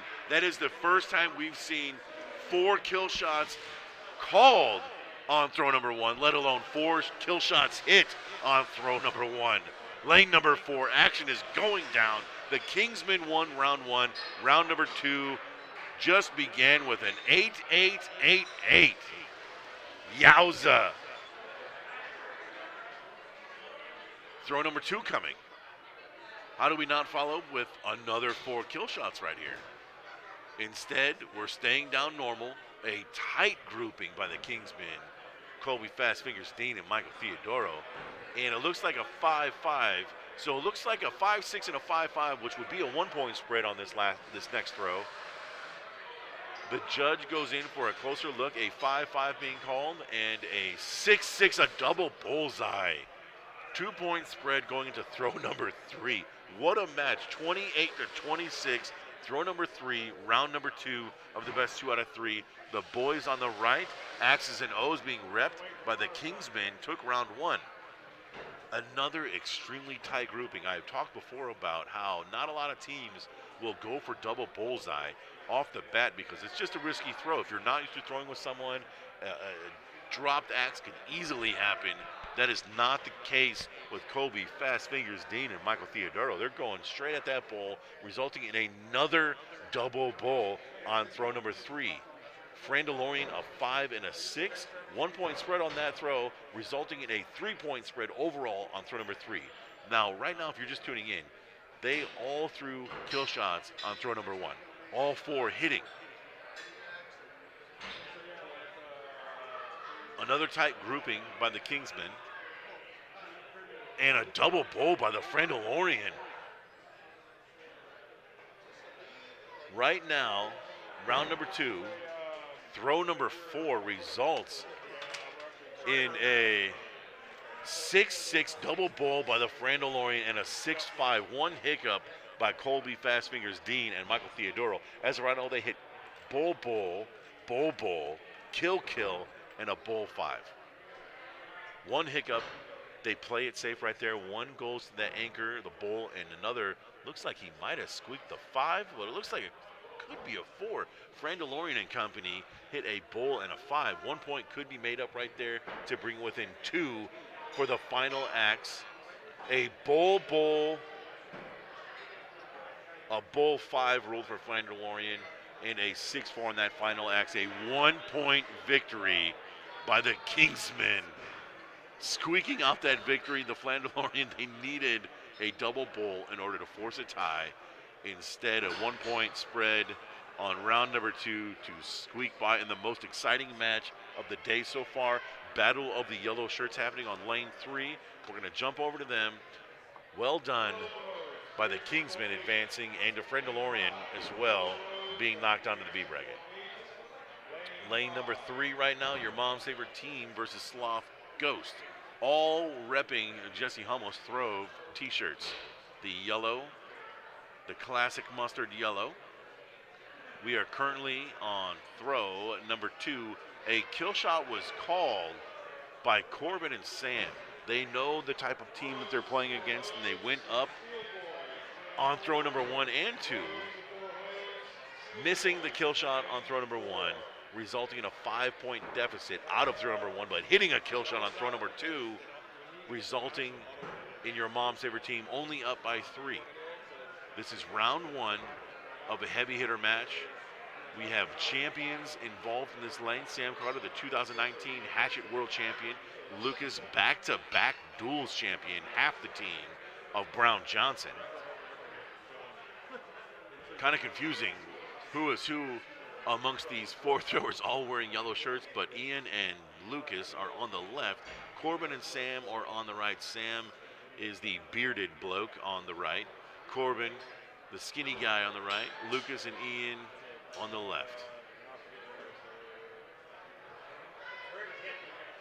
That third throw comes in with a 1-point gain on that throw. The 4th throw results in a tie. So we're carrying over a 5-point difference going into throw number 5 right now. John Howe checking my math. 16 and 16 is definitely 32 points, not 36 is what I think I said. Thank you, John. I'm just making sure you're paying attention. You passed that test. Welcome to the club. Throw number 5. Looks like a double kill hit by Ian and Lucas, and a miss. A drop. Once again, the score was scored 0-0, when actually it was a drop. But Lucas and Ian put up a 61. Pretty epic score in Duels. Not common, the perfect score being a 64.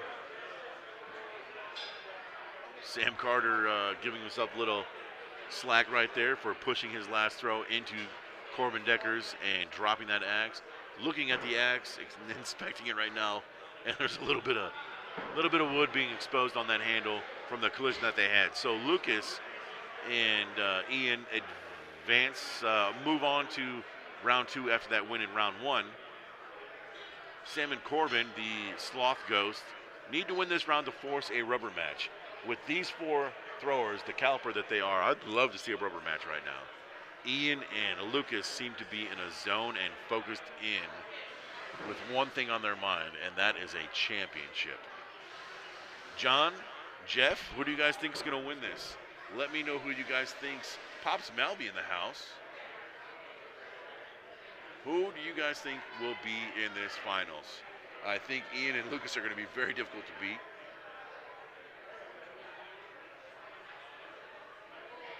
Throw number 1 just happened. We have a 9 versus an 11, 2-point spread in favor of Corbin and Sam. Corbin and Sam are 2 throwers that are possibly the most in sync synchronized throwers I've ever seen.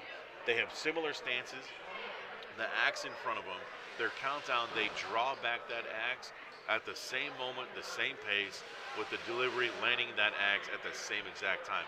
A lot of throwers have their normal stance, which righty, some cock it back, some hold it in front of them, have it at 45-degree angle, but always resulting in releasing at the same time. Sam and Corbin, if they're like a mirror image.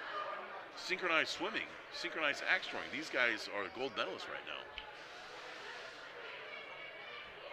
6-6 double bullseyes all around on throw number 2 and throw number 3. Back-to-back double bulls by both teams. 35-33 going to throw number 4. Lucas is pointing up. Corbin tapped his axe, which usually signifies that he's going up. Matter of fact, they are. One staying up, one staying down. A hit, bullseye kill shot by Sam and Corbin, and a hit kill shot by Lucas and Ian. This match can't get any better. One small hiccup in the very first axe by Ian and Lucas. A 4 was thrown. Everything else has been match for match. 6-6, 6-6. Throw number 2, 6-6, 6-6. Throw number 3, 8-6, 8-6. Throw number 4. We are on throw number 5 right now. Again, going up and staying down. A bullseye hit and a missed kill from Sam and Corbin, opening the door for Ian and Lucas, who buries the kill shot and the bullseye. My goodness, a 61-55 to close out that round, which results in Ian and Lucas winning and staying in the A bracket, sending Sam and Corbin down. Go back in the app and look at that individual round, round number 2 of your mom's favorite team versus the Sloth Ghost. That was some impressive scoring. Double bulls, back-to-back, kill shot bowl by both teams, and one missed kill shot bowl versus a hit and a miss, resulting in that 6-point spread for round number 2. And Lucas moving on. Zach Crawford going in the lane right now to say how epic that match was going. We're going to jump to lane number, I think I see Josh Russo in lane number 4. It looks like a Seidel, a skinny Seidel profile in that green shirt. Let's jump to the actual app to see who's going to be in lane 4. If we have the Seidel brothers versus Steel, whatever they call themselves, El Presidente, Zach Crawford, and Josh Russo, we're definitely going to tune into that game. Dan in the house, welcome, good afternoon, good morning for some.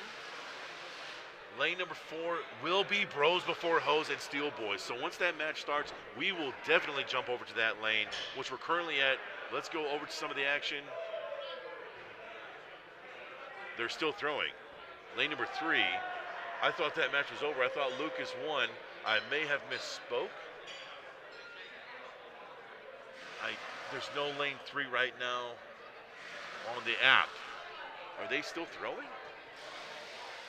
Oh no, that was a photograph moment. That was a photograph moment for Throwvy. Jesse Hummel went in there to take a picture. That threw me off big time. I thought I had that call right. Lucas and Ian definitely advanced. They just wanted a photo moment, so they went back for another throw and bluffed me pretty crazy on that last throw. We got Texas Made versus the team name that I just don't want to say. I just can't bring myself to say that on the broadcast. But if someone's out there that wants to chime in, maybe we can bring in a guest commentary and they can say it. Lane number 2, we're going to jump to right now. Our boys from Texas in red versus Reed Welsh and Sam Smith. The FCK SLT team. That's what I'm going to call them. I'm just going to call them by what it is. We are in round number 1. That is axe number 1. 11 to 10, a 6-5-5-5. The boys from team name I don't want to say. It's up by 1, going to throw number 2. Michael Barton, George Sanchez, residents of the Houston area. Texas Made Tool Company is George's handling company. Does a lot of the work on the throwers around Texas and Houston, along with the rest of the country. Resulting, that second throw resulting in a 5-5-4-6, tied on axe number 2, which means we are only at a 1-point spread still for axe number 3 coming up right now. Round 1, best 2 out of 3. Looks like a 6-4 and a drop by our Texas boys in a 5. Looks like Barton was coming in tight.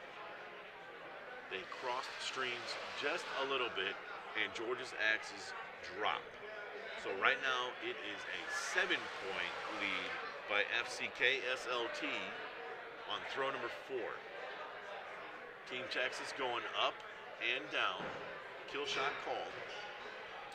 I imagine Barton is going up for the kill shot. Miss by a mile on that kill shot. 5 points on that throw, which makes a difference. A 4-point gain on that throw. Now an 11-point lead going to throw number 11.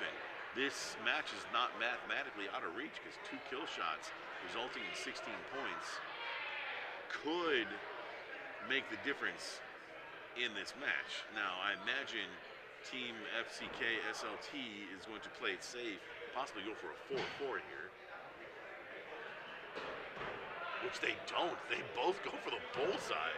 A risky move by that team, which results in a, looks like a 6-5. Judges taking a closer look because it possibly could be a 6-6. Barton and George go up and down, missing the kill shot. This game is out of reach by a long shot. Erase that from their memory, jumping into round 2. They got to refocus, reset. A 5-5 ruled by the judge. It doesn't really matter what it was ruled at this point. They will walk away with the win. Yes, Bird, we were looking at that earlier. We have our tech guy Anthony on it, and it's just not working. So I'm doing my best to keep up with the scores for everybody. We'll give it another go right now. We'll try and see. Lane 2. Lane 2. No, nothing. So enjoy that flashy screen. Maybe we can adjust this and make it a little bit bigger.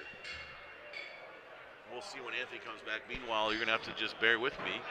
And I'll do a little bit of commentating with Team FCK SLT. They won round 1 of best 2 out of 3. We're in round number 2. That was a practice axe that just happened. We are now on axe number 1. Michael Barton and George are 2 friends that throw quite often with each other and against each other, but they just had another drop on axe number 1. Not too terrible of a deficit after axe number 1 with a 5-4 coming in from FCK SLT. 9-6 after axe number 1. This is still easily can come back from with a drop in axe number 1. Speaking of drops, we almost had a drop with axes being colliding mid-air with one hitting in the bowl. They got aggressive, went double bowl, and one hit another, pushing one out to a 4. So a 6-4 from FCK SLT and a 5-4 from Team Texas. Current score 19-15. FCK SLT up by 4 going into throw number 3. Bird letting us know that they ran across that problem too with the scoring for the duels portion. Any problems, Bird, with the scoring in Big Axe or Hatchet, or was it just with the duels like we're running into? 2 points different going into throw number 4. We had some ground made up by Team Texas. Throw number 4 2 points down. Team Texas is going up on one throw, staying down on another, staying down on both sides by FCK. Bringing it in tight for an 11 versus that kill shot that's about to be thrown. Mike Barton is way off on his kill shots. This guy throws normally a 74% kill shot rate, and he just threw an axe that was at the same height of the bull. He doesn't even walk up to the board to retrieve his axe. George ends up getting his axe for him. So right now, this match is not completely out of reach. It's a 7-point spread going to axe number 5. We have one going up, one staying down on Team Texas, both staying down on FCK. I imagine they're going to play it safe with a 5 bull. They end up with a 6-4 for a 10-point throw and a kill. And I don't know why Mike went up there. The match wasn't completely out of reach, but he went up and he did not have a kill shot throw to throw. So that throw, he conceded the match, and Team Texas goes down by 9 points in round number 2 to be eliminated. Interesting fluster moment by Team Texas there. We're going to jump over to lane 4, who I forgot we had Russo and El Presidente Zach Crawford throwing against the Seidel brothers. Tyler Seidel made a pretty impressive run yesterday in the hatchet portion of this tournament weekend. He made one of the best comebacks I've seen in axe throwing in one of our rounds. We are currently in round number 2 of this match. Round 1 went to the Seidel brothers, Bros Before Hose, who won by 17 by 2 missed kill shots by Josh and Zach. A very unprecedented missed 2 kill shots. We are currently in round number 2, axe number 3. We were a 1-point difference going into axe number 3, which is being scored right now. Zach walking around to make sure that looks like a double bowl. It's hard to tell. The judge is getting a closer look, getting it nice and tight. A 5-5 ruled and a 6-4.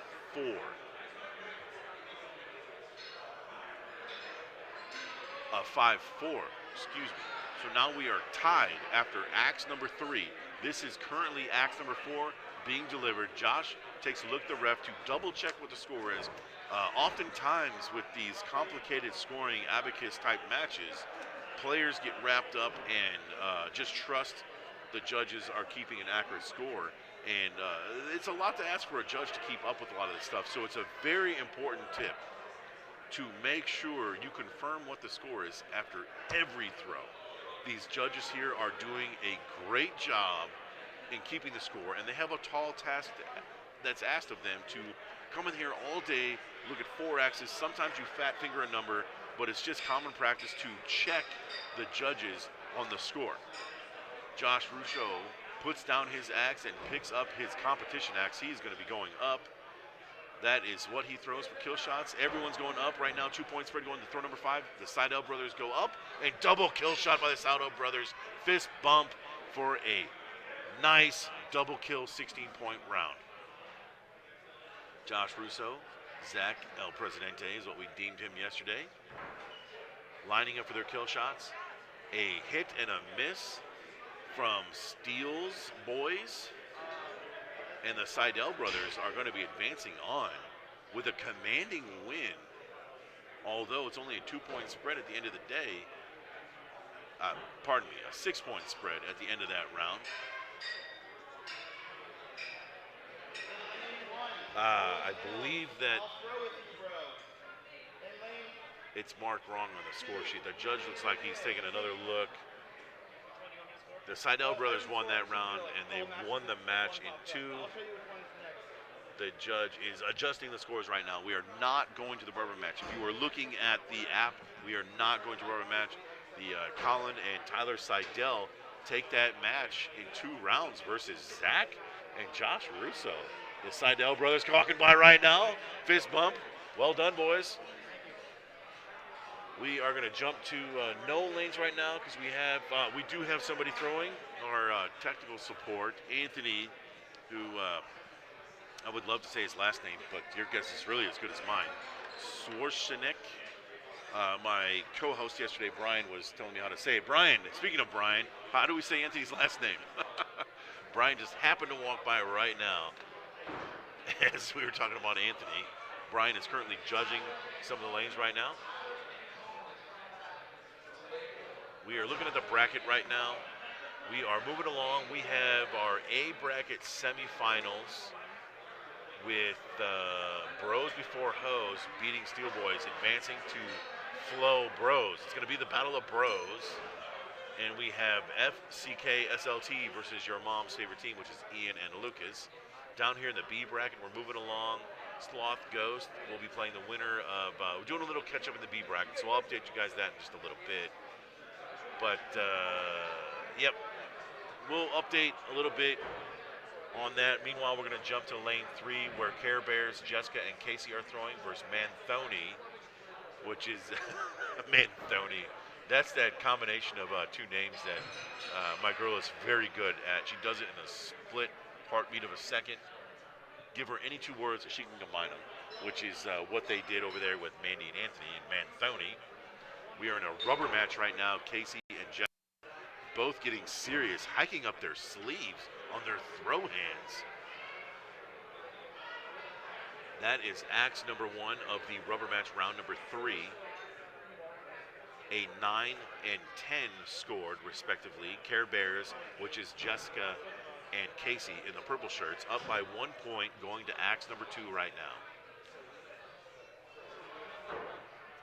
Anthony is the brainchild behind all of the setup here at Axes and O's. He has done a phenomenal job at the booth. All the credit goes to him.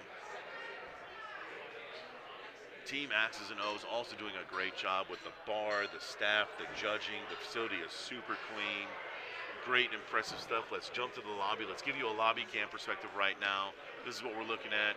I'm down here in the corner in my own little workspace right here. Let's jump back to lane number 3 to the action with Anthony and Mandy versus Jessica and Casey. We are in axe number 3, round number 3, rubber match. Fist bumps all around for everybody. We have a 6-6 double bullseye and a 4-4. A huge margin gained right there on that throw. 26 to 31. Care Bears up by 5. Anthony looking at Mandy, debating on their strategy right now. Looks like Anthony pointed up.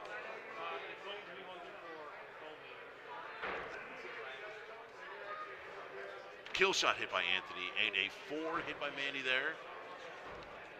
12 points gained on that throw versus a bullseye 5, 1 point made back. Camel City Axe Club, one of our sponsors here at Axes and O's for our Tier 3 tournament, Sterling, Virginia. If you're just tuning in, we are in the duels portion of our 3-day weekend of Big Axe on Friday, where Tyler Flynn took the championship. Hatchet on Saturday, where Mark Tishko, if you're wondering who he is, you'll find out. Just watch that stream. That guy throws lights out. I was not familiar with his name before I came here, but quickly learned what kind of caliber of thrower that guy is. He won the championship of the main event Hatchet yesterday. Right now we're in the dual portion. And Care Bears up by 8 on that rubber match and wins to advance. Jessica and Casey staying alive. Let's jump over to some more action. Looks like we have Colby Fastfingers Dean and Michael Theodoro on lane 2. Jumping over to lane 2 right now. They are on the right side. Axes and O's once again being repped by Michael Theodoro. That faded red, pink jersey into white is the well-known Axes and O's jersey. Many people here repping them. Good facility, great leagues, great food. If you come here, definitely order the food. Go to the bar, a plethora of craft beers on tap. One of my personal favorites of the weekend is a coffee beer. Mostly because lack of sleep and, you know, beer. So whose lane is it anyways? And the Kingsman on lane 2. I'm trying to tune into the scores right now to get you updated. We're in round number 2. Round number 1 went to whose lane is it anyways? They won by 6. Whose lane is it anyways is Kyle and Abel. Round number 2 right now is a 1-point spread going into throw number 2. Double bullseye versus a 6-5 after throw 1. Double bulls are exciting to me. That 1.5-inch bullseye is so difficult to hit on its own, let alone throwing 2 axes in that small surface area on the bullseye.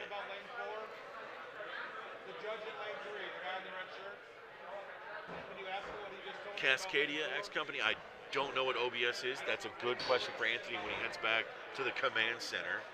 Meanwhile, I will keep you updated on the lanes that we have on TV, which right now is Michael Theodoro and Kobe Fast Fingers Dean versus Abel and Kyle, who took round number 1. We're currently in round number 2. Michael and Kobe have thrown double bulls on first throw and second throw. The third score right now, taking a closer look, which it's so close that the axe needs to be pulled in order for the judge to take a better look at that second axe, which looks like a 6 from here. The result of this throw is buffering, 6-4 and a 6-5.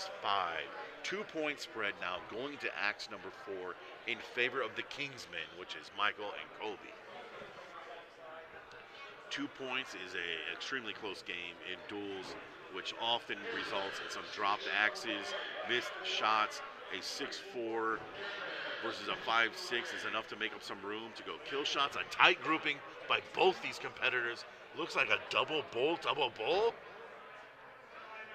Double bulls around. Throw number 4 results in a 6-6, 6-6, 2-point spread going into throw number 5 of round number 2, in which Michael Theodoro and Kobe Fast Fingers Dean are on the ropes. 4 kill shots called for final throw number 5. Everyone is going up top.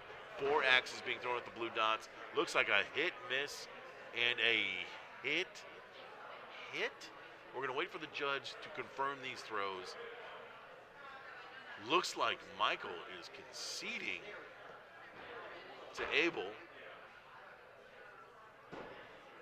which is finalized. The whose lane is it anyways will win that in 2 rounds, advancing, sending Michael and Colby Dean down to the B bracket.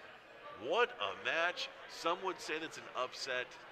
After watching that match, I don't think you can call it an upset. Let's jump over to some more action. Looks like we have Mark Marisol, our defending Big Axe champion, over there in lane 4. The Lazy Axe team, I don't know their team name. I'm going to get that in just a minute. Versus Care Bears, who we just saw throw. They're coming off that big victory. Ditching for the win is the Lazy Axe team name.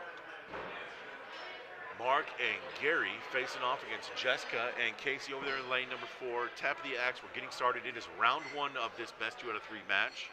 This is an elimination game. This is a B bracket match, meaning that whoever loses this match will go down to the bar bracket.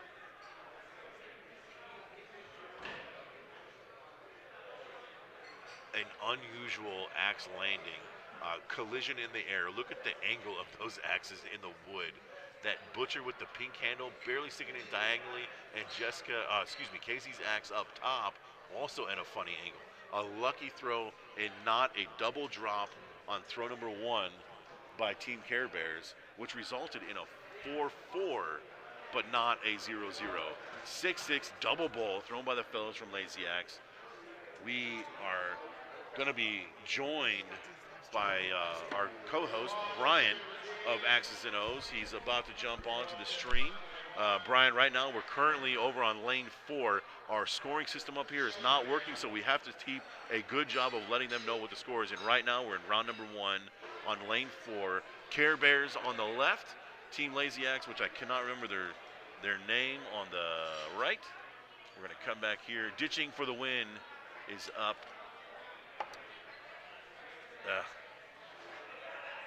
Is up by 3, going to throw number 3. Hey guys, it's Nothing. All right, hey guys, it is Brian back on the live stream with you now. I was just judging a little bit, but I am here and I'm ready to go. Like a drop right there from Team Care Bears. It looks like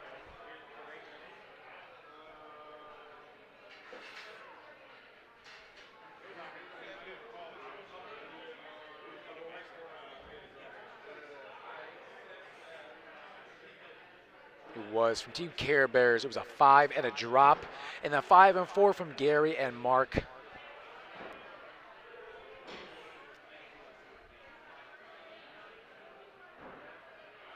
Wow, looks like a good throw from Team Care Bears. A little off on one of those axes to the left. For the team on that left target, Gary and Mark. And for Jessica and Casey, Team Care Bear, it was a 5 and a 6 that did get the bullseye. Gary and Mark got a pair of 5s. Now, like I said yesterday, hatchet is my favorite discipline to throw in, but I think that for the mass audiences, I think Duels is the most fun and interesting to watch. You have 2 teams of 2 people each. Both people on each team are throwing the same board. So much can happen. Axes hitting each other, Robin Hoods, blades sinking into the handle of an axe, possibly giving that team double points.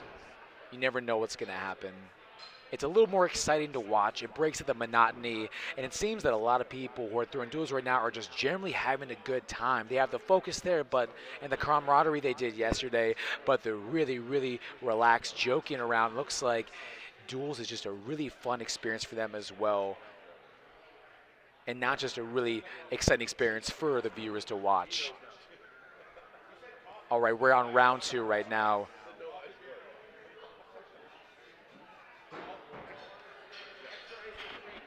That was a practice throw. We're about to go into throw 1 with Jessica and Casey on a team. Gary and Mark right next to them. Looks like we got Rob back with us on the live stream. Welcome back, my friend. We're going into round 2, throw 1 right now. Who won round 1? Round 1. All right. Round 1 went to Gary and Mark, 52-44. We're on round 2 now. Cascadia Axe Company, what are you guys trying to start right now? Pizza Bear versus Taco Bear? Get out of here. Keep those kind of comments to yourself. That is not a comment made for a Sunday. Pizza versus tacos? Jesus. Yeah, I don't even want to think about that right now. I'd rather just have both. Is that not even an option, Kyle? Can we have a pizza taco or a taco pizza? You know what? Let's make both and see which one is better. Everybody wins there. I know. I know. It's Sunday. We all got to relax. I think everybody should win. Wow, we're tied up right now, 22-22, going into throw number 3. Anthony talked about how a taco is just a Mexican pizza folded. The genius behind Anthony Shimkoviak. Look at the axe landing here. Oh my gosh. How did that stick in the wood? Holy cow. Is the beard of that axe just a little bit of that tip in that bullseye? I should have took a picture of that. I know. If I was judging that match, I would take it out my phone and taken a picture. I don't know if that's Waddle official for me to do that as a judge, but I might have taken that opportunity. See, it's those kinds of things and duels that make this so exciting to watch. Just weird instances like that I can't even explain from this angle. 2-point spread going in throw number 4, 33-31 in favor of the Care Bears. And what is the name of Gary Mark's team again? The Gary and Mark team. The Team Lazy Axe. We should just start making team names up for some people. We really should. We really should. Identifiers of our own making. This might be the best way to do it right here. We'll go back. 43-43 going into axe number 5.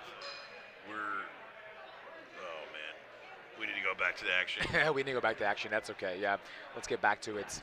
Ditching for a win. It's called ditching.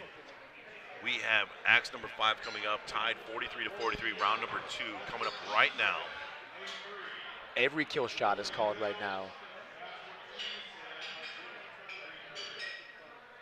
Looks like one hit by each team, which would right. result in who sucks less. Whoa. A miss. I stand corrected. Wow. One hit by ditching for the win.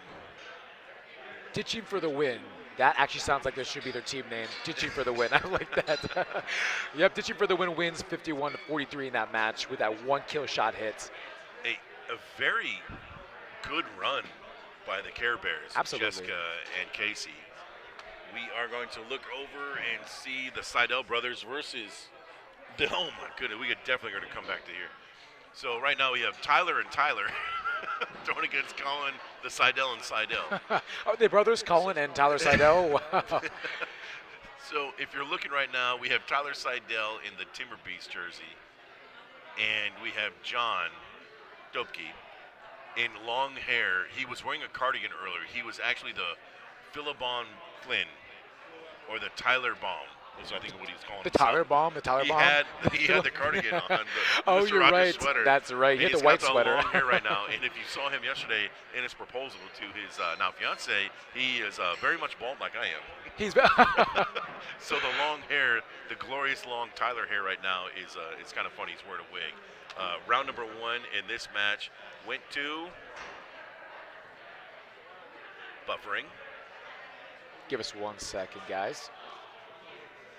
We're not even on the right page here. We're our up-to-date live stream scoring is not working. We're having technical difficulties on that, so we are having to go to the app, which you can keep track of as well. If you go to the And we're Wally going back and page. forth. Round number 1 went to the Seidel brothers, making some noise in this duels tournament. Again, Tyler Seidel won Rookie of the Year.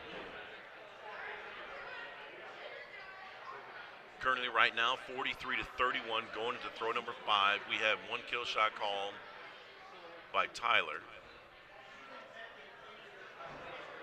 A 12-point spread right here takes wow, the Seidel brothers went in hard when they could have played it safe. They went in hard with a tight grouping and a cross-target throw thrown by Tyler.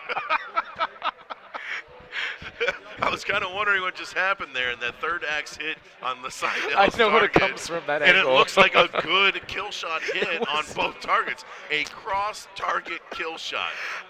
Which is something that I actually saw Zach Crawford, El Presidente, practicing when he was at Hurling Hatchets in October. So I imagine that is a Tyler that did that. Actually, after one of our league days or Marathon League, Dalton Ramsey and we just went back and forth going for each other's kill shots. And to be honest, we kind of were better at hitting each other's kill shots than our own in I don't know, 20 throws. It was embarrassing and amazing at the same time. I'm curious to know if that decision was made before or after they saw the double bowl hit by the Seidel brothers. Because being up by 11, going double bowl is a fairly risky move. It is. It's very risky, but you know what? What I like about the Seidel brothers too, watch him throw duels together. The brotherly love is really there. If someone doesn't throw as well as they could, the other one really pumps them up, gives them helpful, constructive advice too. And when they both do well, they really celebrate together. Right now, we're going to jump to lane number 3, where that's what Cheese said. I love that Rolling name. Hills. Rolling Hills is subtle. That's what she said. Not quite as subtle. Round number 2 underway right now. That last throw was a practice 56-24 in favor of Willie and Cheese. Once again, they go up and down on throw 1 and 2, resulting in a 14 and a 13-point game. So actually, I scored another one of That's What She Said's games, and Will always goes up for every kill shot on the first and second throw, and he always gets them without fail. He mentioned he's going to be doing that all tournament, every throw on first. I don't even know if he's missed a kill shot yet. It's insane. They do it again, and he results in another hit kill shot. Wow. Will is so dead accurate with his kill shots, and it's a risky move to go up on that first and second throw right away, but I guess he's trying to get him out of the way. That is such an advanced world championship, Will, Duels Right. in 2019. Advanced strategy being done right there. Once again, he goes up on throw number 2, and he hits again a kill shot on throw number 2. That would psych me out right there in the very beginning of the match. So they second max out points on throw number 1 and throw number 2, which results in throw number 3 going 28-20 versus Tyler Laka and Maggie.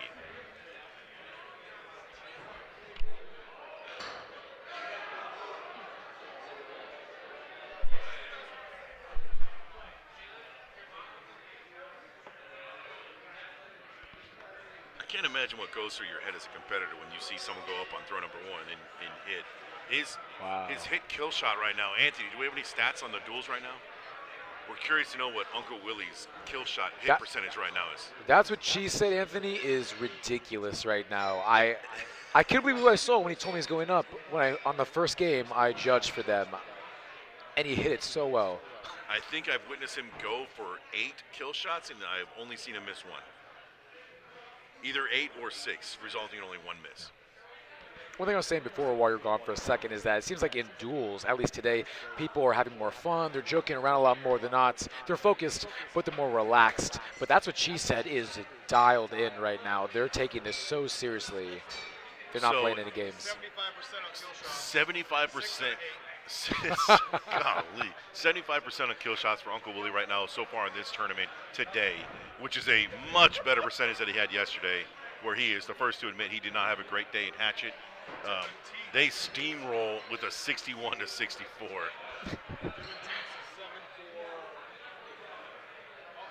he's 10 for 12, 82% by Dylan Teets in kill shots. Oh, excuse me, Will. Will is 82% at the moment? Yowza. Oh my God, Will. He only missed 2. 2 and 12 for Will. So that's what she said, takes that win, advancing. We're going to take a look at the bracket right now. It doesn't look like anybody, we do have a lane going right now. Let's jump to the action right now here on lane number 1. The Wellmans in the jerseys versus a Axes and O's rep. Dalton Ramsey and Ben Parker, a longtime duels team. They both, again, throw in our Axes and O's league. They actually both throw in our Thursday and Sunday league. Ben Parker won the last Sunday social league. So Uncle Willie, and that's what she said, just got called to lane 3. We're going to stay on this match for right now, but we are definitely going to jump over for their first 2 throws on lane 3 just to see what happens on that going up on throw 1 and 2 kill shots.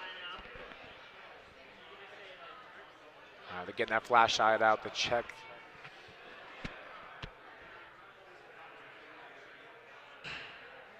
Looks like it could be a 4.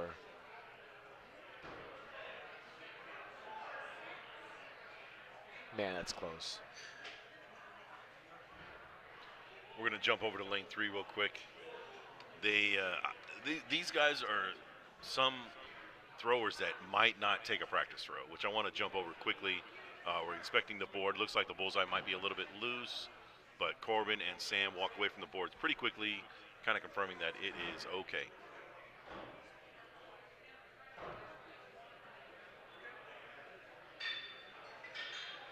I don't know if that was throw 1 or a practice. We're about to find out. I think it was a practice throw. It was a practice throw, and Uncle Willie hit his kill shot once again in a practice throw.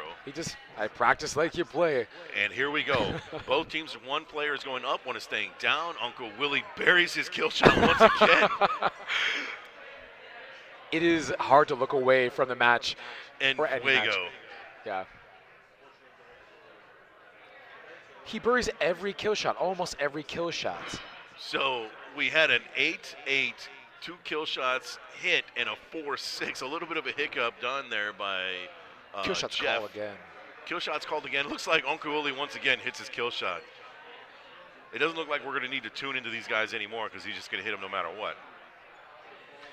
Well, we'll just stop.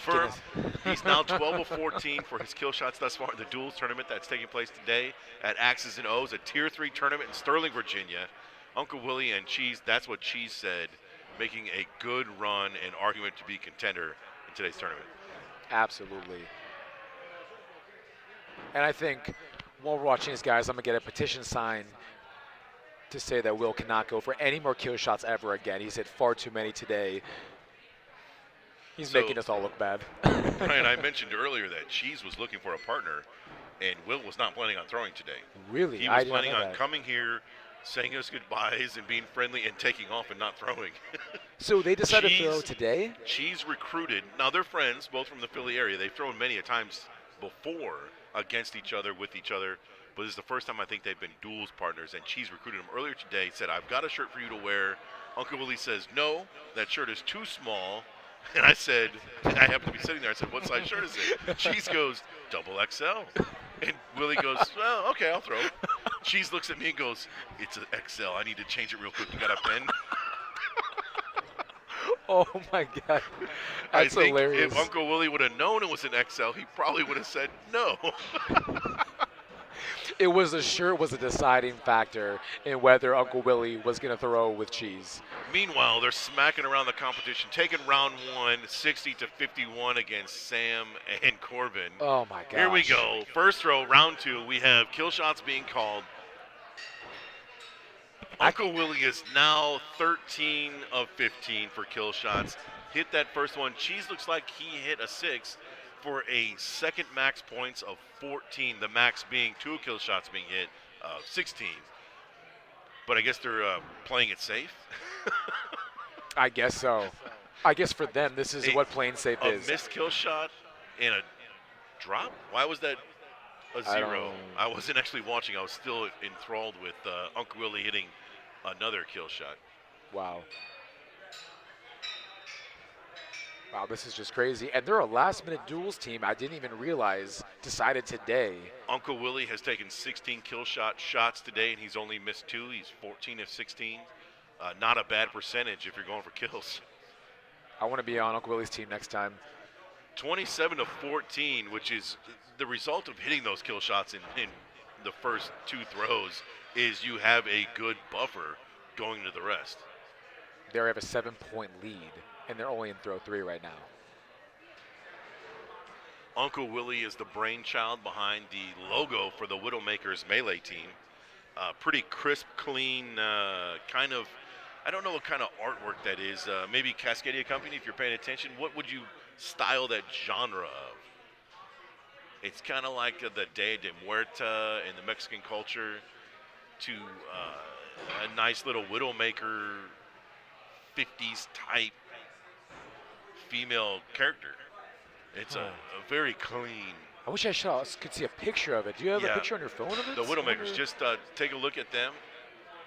Yeah, I want to look that up real quick. Birds dying at the story of Uncle Willie and Cheese. I cannot believe I was sitting next to Uncle Willie when that happened. I was part of that transaction and what had happened. And Uncle Willie said he wasn't going to throw. And last night I looked at him, I said, "Hey, I don't really want to throw either, but what if we don't want to throw together?" And we were thinking about throwing together this morning. And I asked him, I said, "What do you think?" He goes, "Nah, I don't really want to throw." I said, "Yeah, I don't either." That's when Cheese approached, and that's where the legend happens of possibly the future championship of this. 54 to 52 was the final in that. Uncle Willie, that's what Cheese said, advances. They're gonna jump to- bulldozing. They really are. We're going to jump to another lane right now. We're going to go to the Wellmans. We're going to jump to lane 4. Let's see where lane 4 is at. Keep forgetting we're not up to date on the score. We got to jump back over on the app. Lane 4, actually lane 4 looks like it just ended. So it looks like we got Josh Russo. We did not just end. We're in the middle of something. It's either a lane change or a new round. Lane 4. Steel Boys, Josh Russo and El Presidente is in round number 2. They're about to start practice throws coming up. Round number 1 went to Steel Boys, who won by 2 points.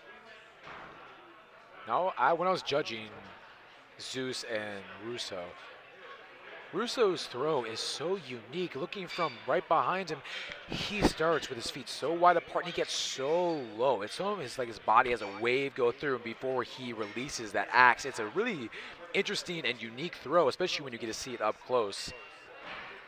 It And Zeus- doesn't look like he would be as accurate of a thrower as he is. I know. He gets so low to the floor and he gets so close to the board. It's so bizarre in a great way.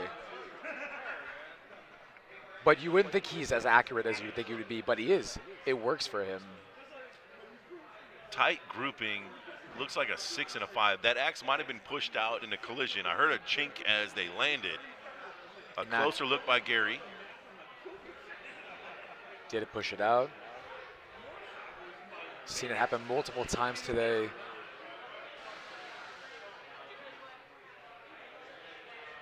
Double bulls by Steel Boys and a 6-5 for a 1-point spread going into throw number 2. Once again, a tight grouping by the Lazy Axe boys. And also remember, everyone listening out there, double bullseyes equals a drink. That rule was not taken away. It still applies. Looks like Russo and Zach played it a little bit safe with the anchor strategy that I was talking about earlier, where one player goes for the bull and the other one goes for a 5. If you guys happen to get a double bull, then you do, but it's a way of good throwers to play it safe, and that's what they do, and it results in 1 point being gained on that last throw. So now we're 22-22 going to the axe number 3.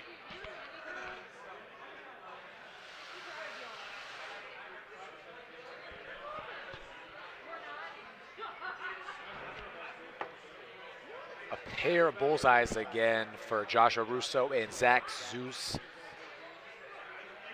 Gary and Mark not quite hitting a pair of bullseyes, a 6 and a 5 for them. Now Joshua Russo and Zeus have a 1-point lead, 34-33. They're going into throw 4.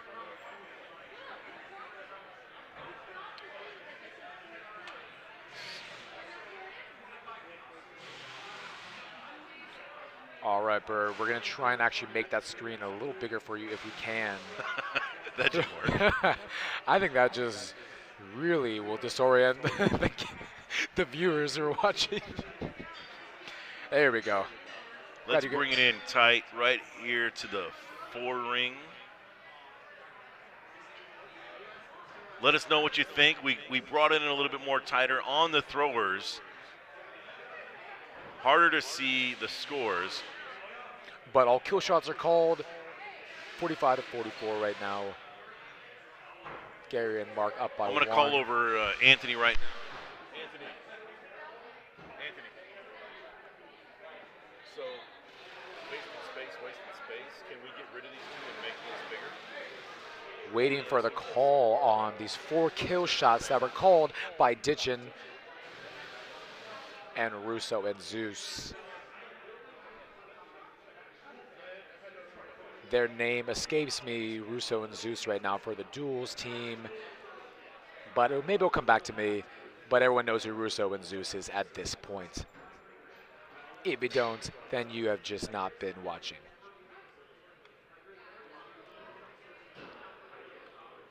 Anytime, Dan. If there's anything I love about axe throwing, it's really that I love making throwers taller, even if I can't be taller myself. So let us know what you think right now with the graphics that we have on. We have the throwers, the vision of their technique, and where they stand on that not blue line. It's a silver line. And black line, that's a football line, someone told me. It's a football line, yeah. Did you know about that? No, I don't. So catch me up, Brian. I was trying to do some technical stuff, which I'm not very good at. We're in round number 3 right now. It's a rubber match. It is a rubber match. Let's go back to round 2. 45-44 in round 2. Ditchin takes it by 1-point lead. Now, like Rob said, we're in a rubber match. Those were practice throws. Tap of the axes. We're getting it on right now. Throw number 1. I'm pretty sure Josh Russo would be like the GQ representative of axe throwing. I don't look at him. He's got the best fitting shirts, the best fitting jeans. I think mostly I'm just jealous of his hair. You know what? It's all too perfect. He looks like an Abercrombie and Fitch model. And you know what? I think they need those kind of models at that store with holding axes. I'm a little curious to know why they're not wearing Valkyrie and Steel jerseys or some sort of team shirts. I'm not sure. Yeah, to signify who they are and where they're coming from. You know what I'd like to see in the future from these guys, from Zach and Josh? I'd like to see them dress opposite.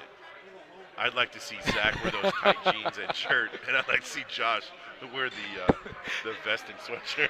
And they don't get to be fitted to each other. They're actually going to switch actual clothes. Zach, very frustrated on that throw. He has a drop. We're going to close this out just a little bit because we missed that drop just a smidge. Bring that down to the 3-point ring. Zach, very frustrated with that drop. In a rubber match, it's pretty detrimental against guys like Gary and Mark. 21-16 going into axe number 3. It's a 5-point lead for Mark and Gary. At this point, if you're Gary and Mark, do you kind of play it safe with that anchor strategy where one person goes for the bull and one goes for the 5? They can probably do it. They can put a nail in the coffin. And I've Play seen it a bunch. safe. I've Play seen it it. safe. Meanwhile, if Josh and Zach, they go double bull, you can make up 1 point. You can make up 3 points over the course of those 3 throws. But as of right now, 10-point spread going into throw number 4. Zach points upstairs. Dan, you think Zach looks cold? Gotta zero in on that more. He I looks imagine pretty. these guys are going to play that anchor strategy right now. They don't. They both go for a bullseye. Looks like a double bull. Be careful when you go back. It's one of the matches that cleared the scores out. So just be careful when you go back, because when you click back, they can see it on the judges tab. I don't know. So we shouldn't do that when they're about to score. Wait until they're about to throw. Gotcha.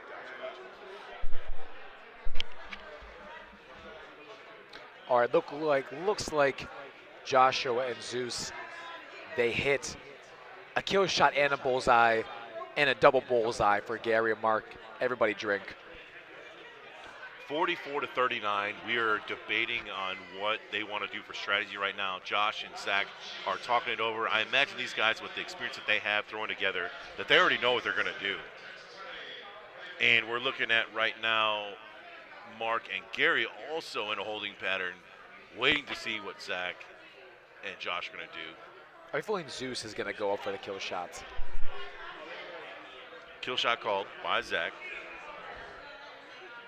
Yep, he's been calling a lot of the kill shots. I mean, Looking at Mark and Gary, they just looked at each other and whispered something to each other. I imagine they're going to wait a little bit, is what they said, which they are doing, to know whether or not they need to go inside tight on the 5-6 or play it safe with the 4-5. Wow. And they go for a double pull. What are these guys doing? that is insane. Good run by Zach and Josh there, They try to come back there. but the Lazy Axe boys move on with a 56-51 win on that 3rd round.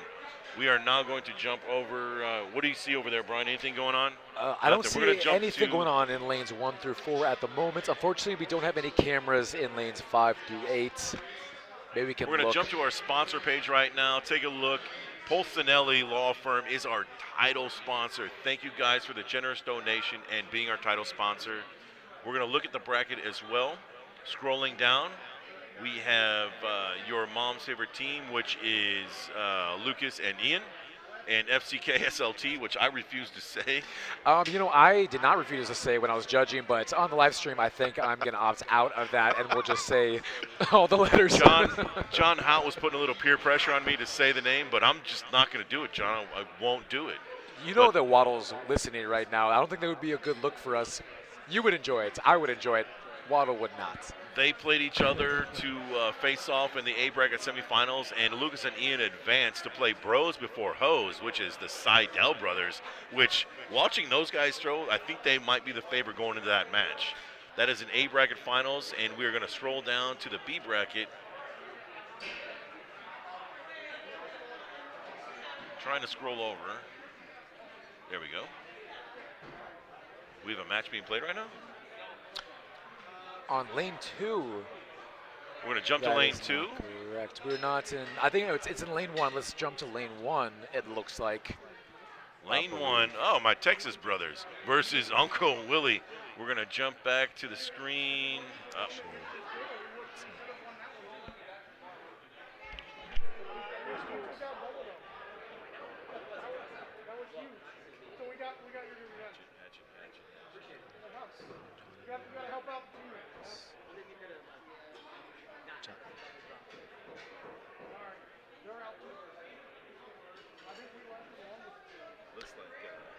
Looks like Uncle Willie missed his first shot there on that kill shot. Lowers his percentage from about 17,000 down to probably about 72%. Darn. He's been on a terror hitting those kill shots on the first couple throws. If only Will could be better at his kill shots. Oh, shoot, Willie.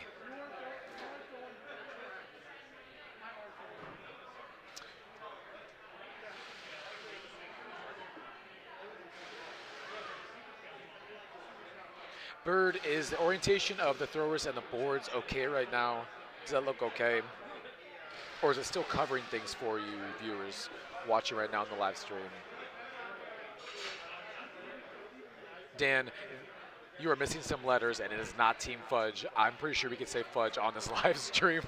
I think you need to go back and look at those letters again and sound them out for yourself. Make sure children are not around.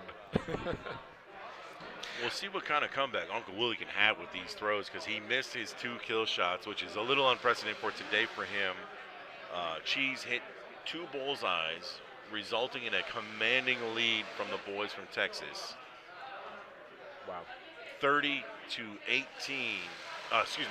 23. 7-point lead going to throw number 4 in round number 1 of this best 2 out of 3. Do you think Willie's losing his steam after going for kill shot after kill shot in every first 2 throws of every game he's gone into? I have no idea. I haven't seen Willie throw as much as you have. I think he only knows one speed, and it's go. Really? What's impressive, that might just be a one-off thing for him in this game, but it could cost him the game. Him and Cheese. Wow. At an 8-point lead for George and Michael. Throw number 5 of round 1.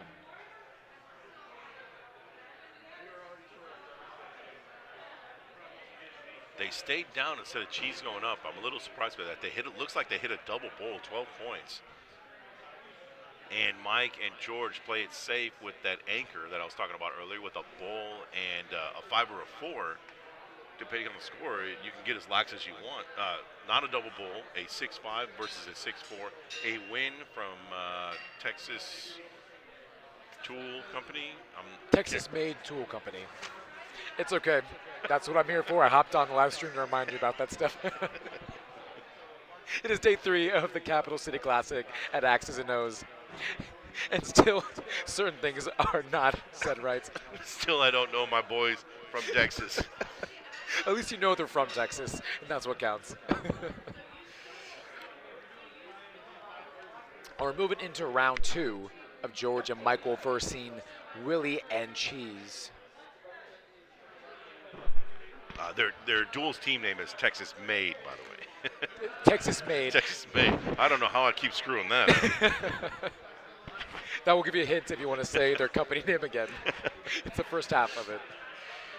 So Texas Made getting a 4 and a 5 in the first throw, and Willie back in form with a hit, kill shot, and a bullseye from Cheese. Of course, Willie calling his kill shot again, missing his second kill shot, and a 5 from Cheese.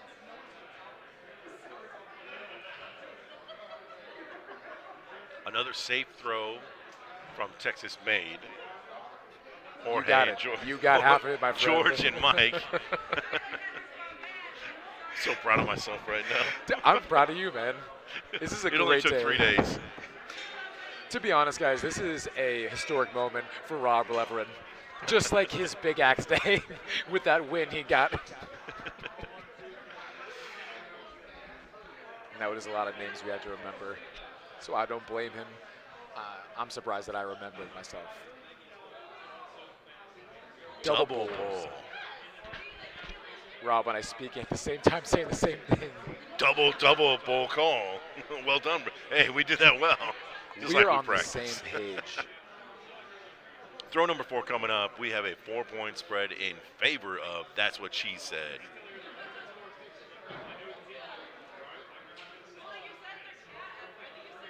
Both teams bringing it in tight within that 5 circle. Looks like an 11-11. It is. Rob's right. There is only a 4-point lead That's What She Said has against George and Michael. Or are they going to force him into a rubber match? So this is a unique situation here for That's What She Said, because Uncle Willie is not allowed to go up right now. Cheese can. but Whereas he doesn't. both Texas made they're going up. You saved yourself, Rob. Did I? It's a start. We'll go with that for right now. Double kill, double bowl, resulting in a tie match yes. in round number 2. The boys from Texas took round 1. It's a tie ball game in round number 2. We're going to go to who sucks less. A double bowl and 2 kills hit on the final throw to force a who sucks less. That is beautiful right there. Who sucks less in duels is even more exciting. Looks like a double kill hit by That's What She Said. Like one of their And a miss and a hit from Texas.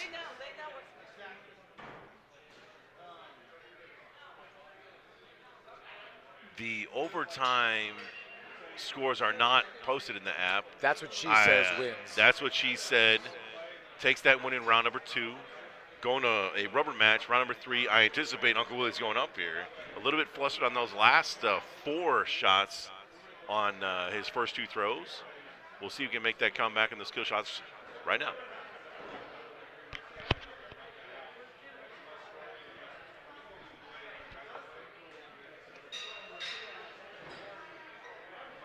Okay, thanks, Dan. Glad it looks better for you guys.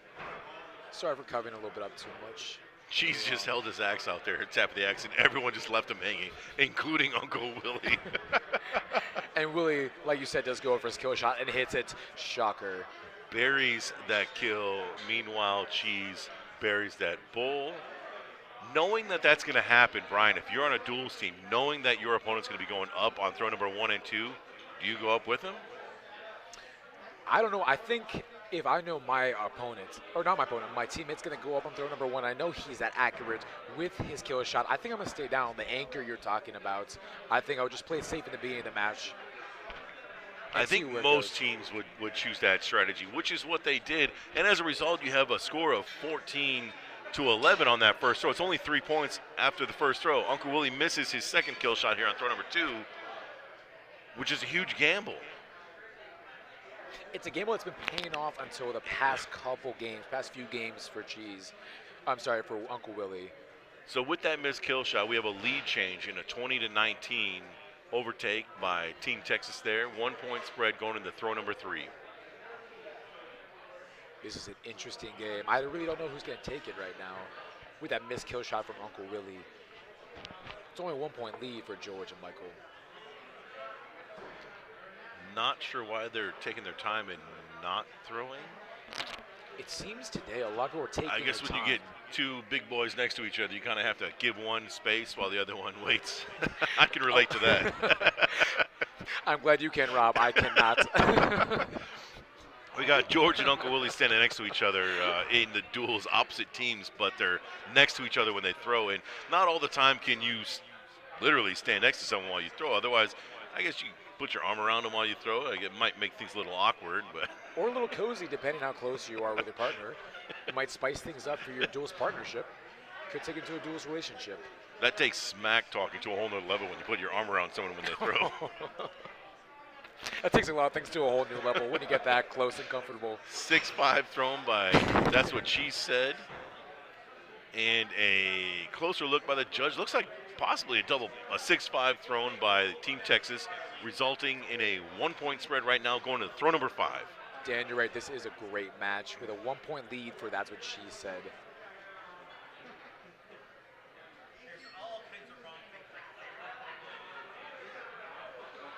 I see Michael Barton pointing up. Uncle Willie is not allowed to go up. Cheese doesn't look like he's lining up for a kill shot.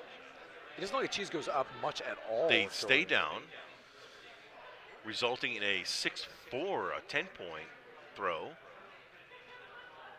6-4. That could really cost him the game right now, especially if George and Michael A get missed their kill and a bull is not what needed. They needed at least a double bull or a hit and a miss on the bull kill. Wow. Uncle Willie and Jeff advance, and my boys from Texas take a back seat. And what's the name of the company again? Texas Made Tool Company. Solid. We are on the money finally, day 3, the last day of our Tier 3 Capital City Classic tournament at X's and O's. Wow, that was a great match, though, between George and Michael, Uncle Willie, and Cheese. Dan on the live stream is right. The Wellmans on lane 2 right now versus Lazy Axe, the Lazy Axe. We're going to try and flip over here real quick. Whittling it down, we're getting towards the end of the Duels tournament. Slowly but surely. Only one lane is being used right now. We're going to jump over to lane 2, where we are currently done.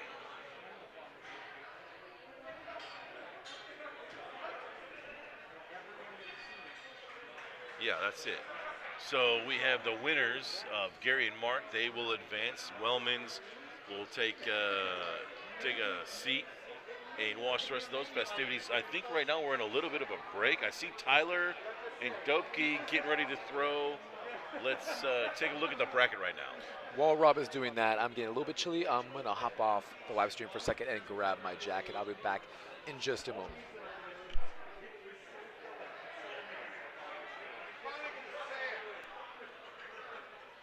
Taking a look at the bracket right now, we are scrolling over. We are whittling it down. That's what she said being called. In lane 2 versus Tyler and the Tyler lookalike known as John Dopke.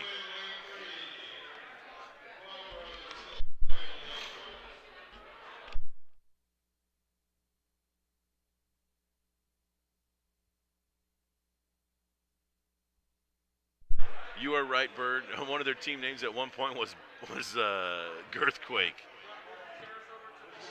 Let's scrolling over. We need to get more. The A bracket finals right now will be Lucas and Ian versus the Seidel brothers. Scrolling down in the B bracket, we have That's What She Said versus. All right, we need to catch up. The bracket right now is not being updated, so we're gonna jump to lane 2 right now, where That's What She Said is playing, and they are playing Reed Welsh.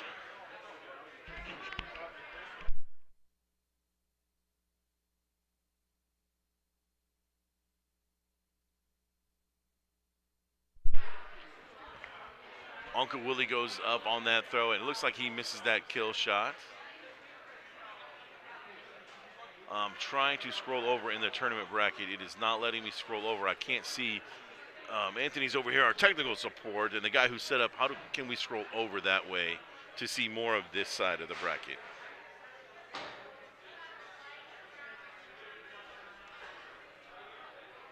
Uncle Willie goes up on that second throw, nails that kill shot. Cheese hits the bullseye.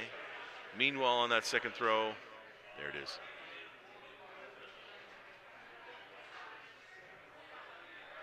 Oh, this is FCK SLT versus, yes, something like that.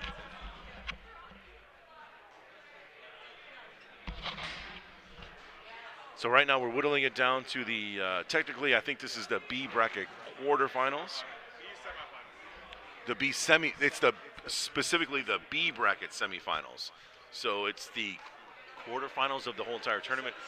B bracket semifinals, we have FCK SLT versus That's What She Said, which is what we're viewing right now. On lane number 3, we have Flow Bros with, that is Tyler and Dopke versus Ditching for the win? Ditching, I think you just said that because they were going for a win, but I think their name is Ditching, or is it Ditching for the win? It's the boys from Lazy Axe, Gary and Mark. Yeah. So we'll just call them that. These names are very confusing to keep track of. So just to recap, with the B bracket finals are being, B bracket semis are being played right now, whereas the Tyler and Dopke, Flow Bros versus the guys from Lazy Axe, Gary and Mark. B bracket, right? B bracket semis. Then Okay. we have Reed Welsh and his teammate with the FCK SLT Sam Smith, not sure how I forgot that, versus That's What She Said. A bracket will be the I keep saying Colin, it's the Seidel brothers, Bros Before Hoes, versus your mom's favorite team, which is the worst name out of the entire tournament. It is. It is. Lucas and Ian. I don't know what they were thinking. Lack of creativity being shown on I their don't know. part. They better make it up for their skill set. My goodness. You know what I like? I like the fact that we can say bros before hoes, because we don't know if they mean hose as the garden tool implement. I don't know. We don't know. It's up for debate, so it makes it somewhat appropriate. At least that's my opinion. I'm sticking to it. So right now we are taking a closer look. Our head judge Pedro, the kilted judge, is taking a closer look at throw number 4. Current score is 25-27 in round number 1 of this match. This is a B bracket semi, which means the loser of this match is Dunsky and will be taking a backseat and watching everything else from this point on. A very close look being taken. I imagine one axle will be pulled to look at the other. Pedro is a very skilled head judge. He's been doing a great job along with the rest of the Axes and O's crew and staff here. Hats off to these guys. Speaking of staff, Connor, the GM, just walked by.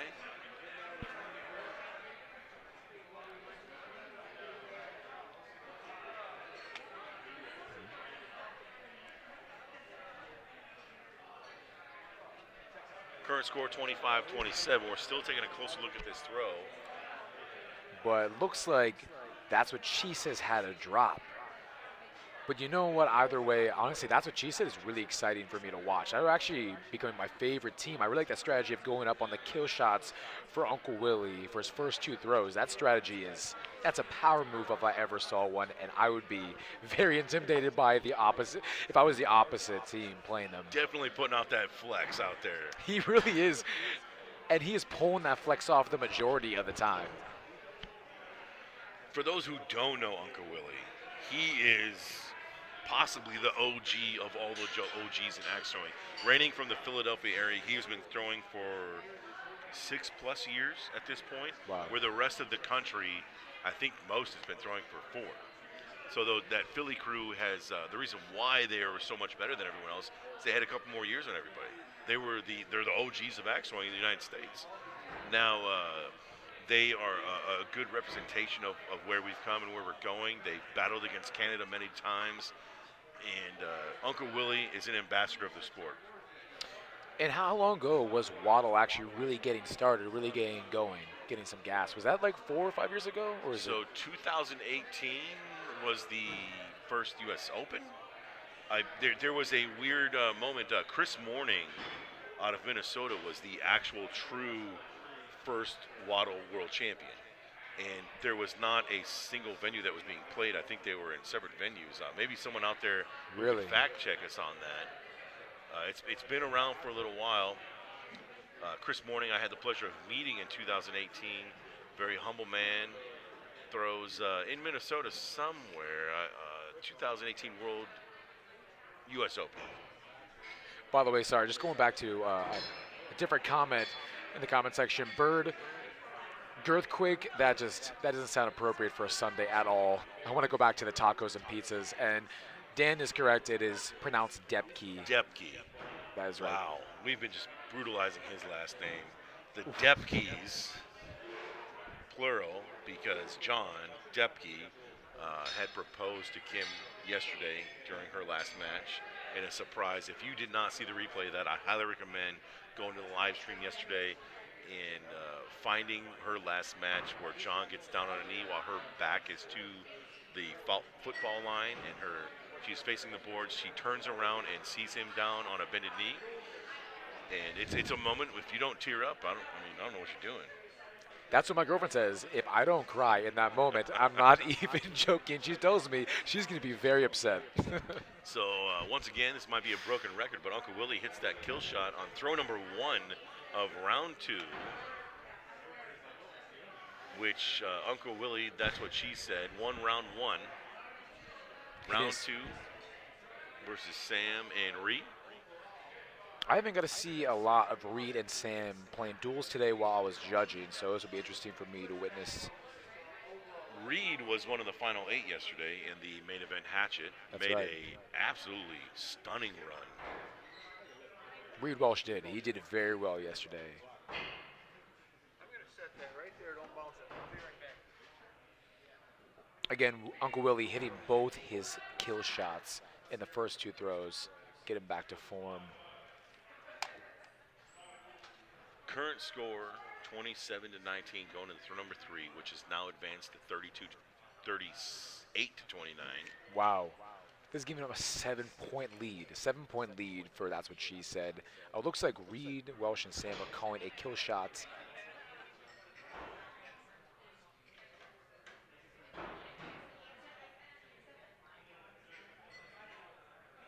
And it looks like he's just too far to the left to hit the kill shot. Let's see in a second. And he does not quite get the kill shot. Reed and Welsh, they missed that 1 kill shot, but they're going up again. Reed and Welsh are going for 1 kill shot, the other staying down. There's a massive lead That's What She Says has at the moment.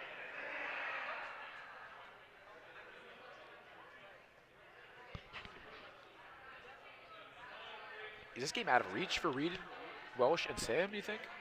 15 points going into axe number 5. Yes, it's mathematically it's not out of reach, but yes, it's out of reach. And we finish out that game number 2, 61 to 44. That's What She Says, winning a solid game for them. 61s. I've actually seen lots of 60s and 61s today. Really great games being played. Fran and Joe, even though they were knocked down, wow, they are out, I believe, but they threw their best game actually against Michael Theodoro and Colby Dean. They got a 60, their best game ever in duels, just losing by a point to Colby Dean and Theodoro. So They a got perfect 61. score for duels is that 64. It is, yeah. And we have a 61 drop by Uncle Willie and Cheese, and That's What Cheese Said. A pretty outstanding score, setting the precedence going up on throw number 1 and 2. We're going to jump over to lane 3, where we have Tyler and John Depke, thank you, Dan, versus the Lazy Axe guys, Gary and Mark. Mark, as we might recognize him and his glorious hair, him and I talked about getting Head and Shoulders on his team. Oh, really? Oh, if you have curly hair like that, that's just, it's glorious, magnificent. I'm jealous. Kind of want to come to him as the next tournament with a wig on. With the wig on? You know what? I think I gotta rock the baldness, you know? He is our defending Big Axe champion of 2021 at WATC. Tyler is a monster of Big Axe as well. He did, I mean, he won.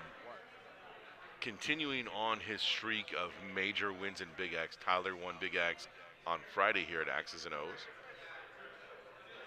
And he came with a fury to win that Big Axe competition on Friday. He did extremely well. It was pretty impressive. And he's moving forward in duels right now as well.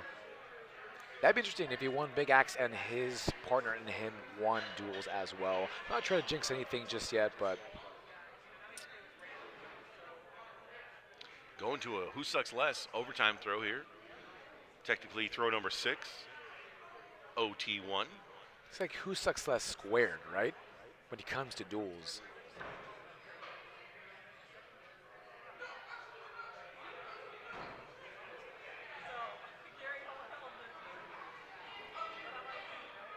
Tough to see right now. They're making a call. It looks like John and Tyler take the win in Who Sucks Less. Now we're moving into round 2. Man, I'll never see sudden death as anything else but Who Sucks Less from now on. Thanks to Rob Levering. And that is a genuine thank you.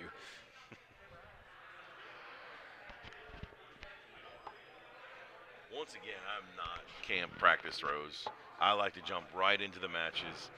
Even with duels, let's just go. We know what we need to do. Let's just throw. See, in the duels, people take a lot more time to make sure they're getting the throw just right, especially once one team throws. The other one waits as much time as possible. A lot of them do that.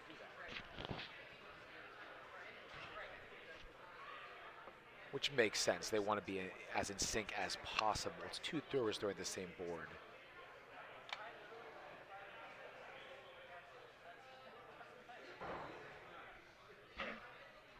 Jumping straight in the action in round number 2, axe number 1. Looks like a 5-5 and a 6-5, an angled 6-5 with a collision of axes. Did And not Gary just indicated that the axes went outwards from each other when they hit about to land in the board. So push the axes away from a very better lucky point. landed of axes in the boards. That could have been a huge double drop on their part. That's the exciting versus thing. A strong team versus Tyler and Depke. You got it. You got it. That's the exciting thing about duels, though, is that, I mean, the Robin Hoods, which I haven't seen yet. Hopefully, if it hasn't happened, it will happen. Team members' axes hitting each other, getting knocked off the board, pushing the axes away. It makes it more exciting to watch for the viewers, that's for sure. Ooh, that's close. That cannot be a pair of fours.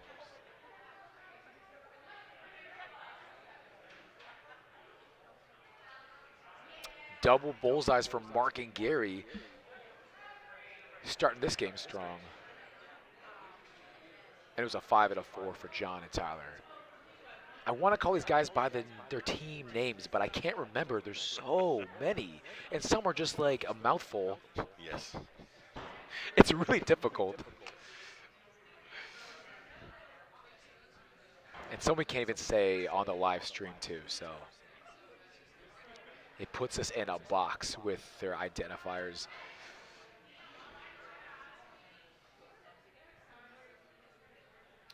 Still making that call. The calls take a little longer with this, especially when the axes are so close together.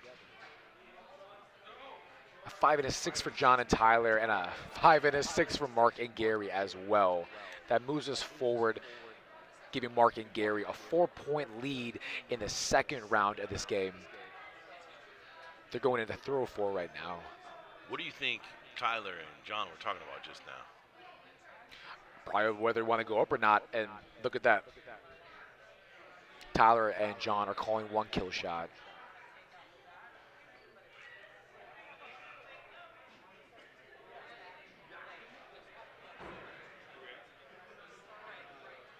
Ooh, looks like he hit that kill shot smack dab.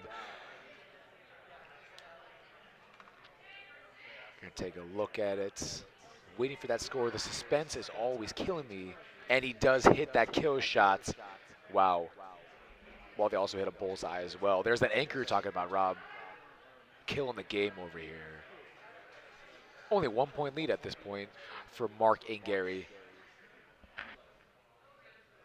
Now they're talking. It's the opposite thing. I think they're talking about going up now.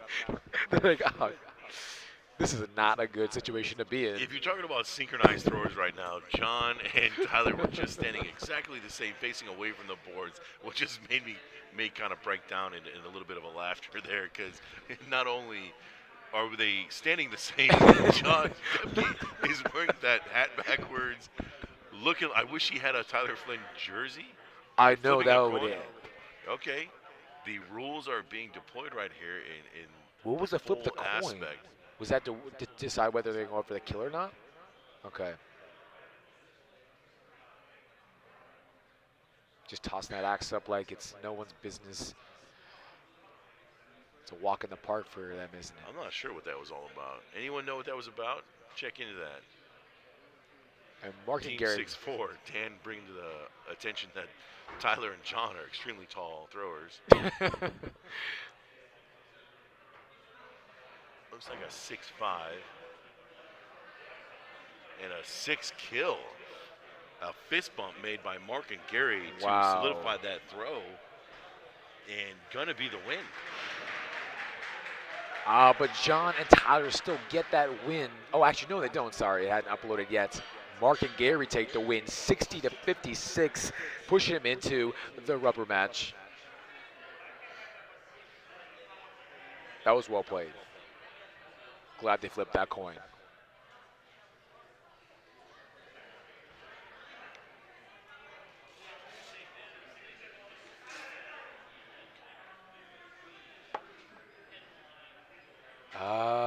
I see. Thank you, Dan. Now I understand more. Dan, the live stream is talking about the coin flip is to decide who will call the first decision.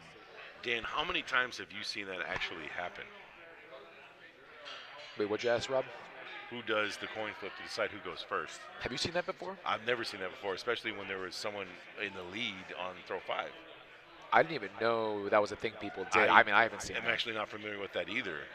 And I didn't think if they were tied, I can understand why there'd be a coin flip, but I don't understand if someone was winning, why there'd be a coin flip. Ooh, a drop from Tyler and John. More to that body language, you see John put his hands on his knees there. It's definitely a good tell. You can see just by watching the stream, not even seeing where the axes land, what has happened in that feedback from the axes. And his axe had dropped. Hence those hands on the knees. It's so funny, I think, no matter how stoic and reserved a thrower can be, once they throw a terrible throw or something they really didn't want, that could be detrimental. They are so animated immediately. You can see it almost immediately in their body language and or on their face, like Rob was talking about. It's hard to hide that, especially in a huge Tier 3 tournament like this. Double bullseyes for Gary, Mark, as well as John and Tyler.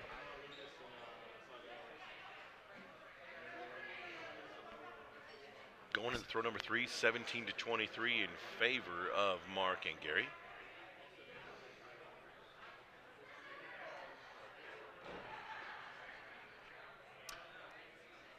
Dan says that's the first time he's seen the coin flip too. Then how did you even know? Dan is like a living computer. We're gonna have you on premises for all Tier 3 and any tier tournaments, Dan. Really, a wealth of knowledge you are, my friend. Pair of bullseyes for John and Tyler. A 4 and a 5 for Mark and Gary. Closing that gap a little bit, actually. It's only a 3-point lead now. John and Tyler look like they're having a side discussion on what they're going to do here. They decide to both stay down on this throw. Another interesting thing is look at their countdown. You can see John's hand move up and down, and Tyler with that count in super synchronization on their countdown before they throw. Did they drop again? I don't see the axe on the board. I don't see an axe either. No way. John and Tyler did not just drop again. Yowza. That will kill them in this match. 2 drops from John and Tyler. It hurts my heart to see this. But both John and Tyler going up because it's the only choice they have right now.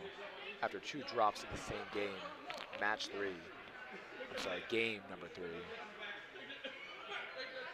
I anticipate Gary and Mark both going for a 5 here. No risk, which is why they're waiting to see what they need to throw in order to win. Double kill shots hit. So that's a 6-point spread. They need, and they do. 11 points hit, 6-5. Wow, but you know what? A double kill shot, they went for it. They both really slammed their kill shots right down the center, splitting that little blue dot. Like we said before, if you're going to lose, I mean, that's the way to go out with a double kill shot by John and Tyler. We're going to jump back to the bracket right now. We're going to give you guys an update on where we're at. We are whittling it down all the way to the B bracket final. Oh, that makes sense, Dan. Tyler Flynn and Dan actually throw in the same venue, and they're talking about the coin flip before Worlds. They haven't seen it. At least Dan hadn't, but they had talked about it. Okay. Still, I'm going to call Dan the human computer because, wow, you have more facts about every subject in the world than every search engine on the planet. Eat your heart out, Bill Gates. So right now we're looking at the bracket, and we have the B bracket finals being played, solely the B bracket, and that's what Cheese said. And Uncle Willie just walked by and said, "Who would have thought I would have been here?" And ditching for the win, which is the Team Lazy Axe boys, Mark and Gary. We have an A bracket game going on right now between Lucas and Ian and the Seidel brothers in the lane 2. We're going to jump over here, and I think we're going to wait for this match in the B bracket match. So we have 3 matches left. 3 matches left. Okay. I'm so glad we have the Seidel brothers going because I'm really rooting for them as well. They're so young in this match. I think the youngest competitors in this Duels tournament right now, the last day of the Capital City Classic, and they're doing a pretty good job. Solid throwers at such a young age. Seem like a pretty solid, positive team too. Like I said before, they really build each other up no matter what. And they celebrate their victories together. It's evident.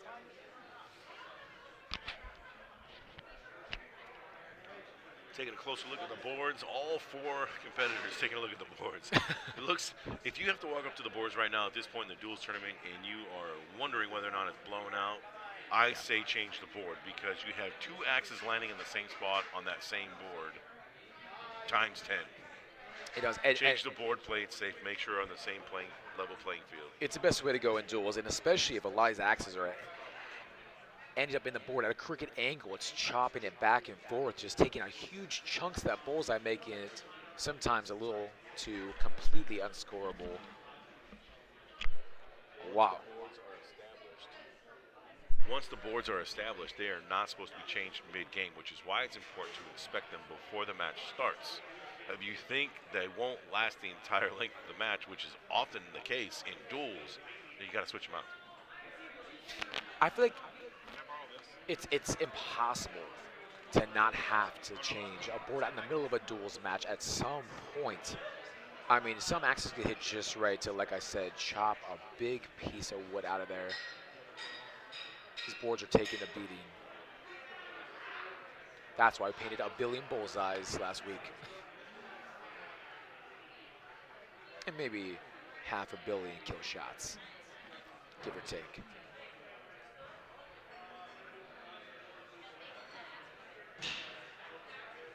Ooh. Sounds like some axes just hit it, but that's not a word, hit it. Wow. My vocabulary has gone down the tubes. I hope my parents aren't listening right now. They would be ashamed. Looks like 2 axes just hit each other in the background of where we're doing this live stream.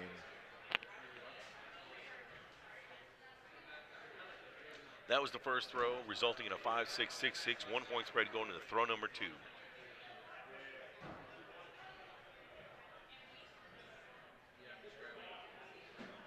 These axes right now are too close for us to call. We're going to wait for that judge to get up there to make that call.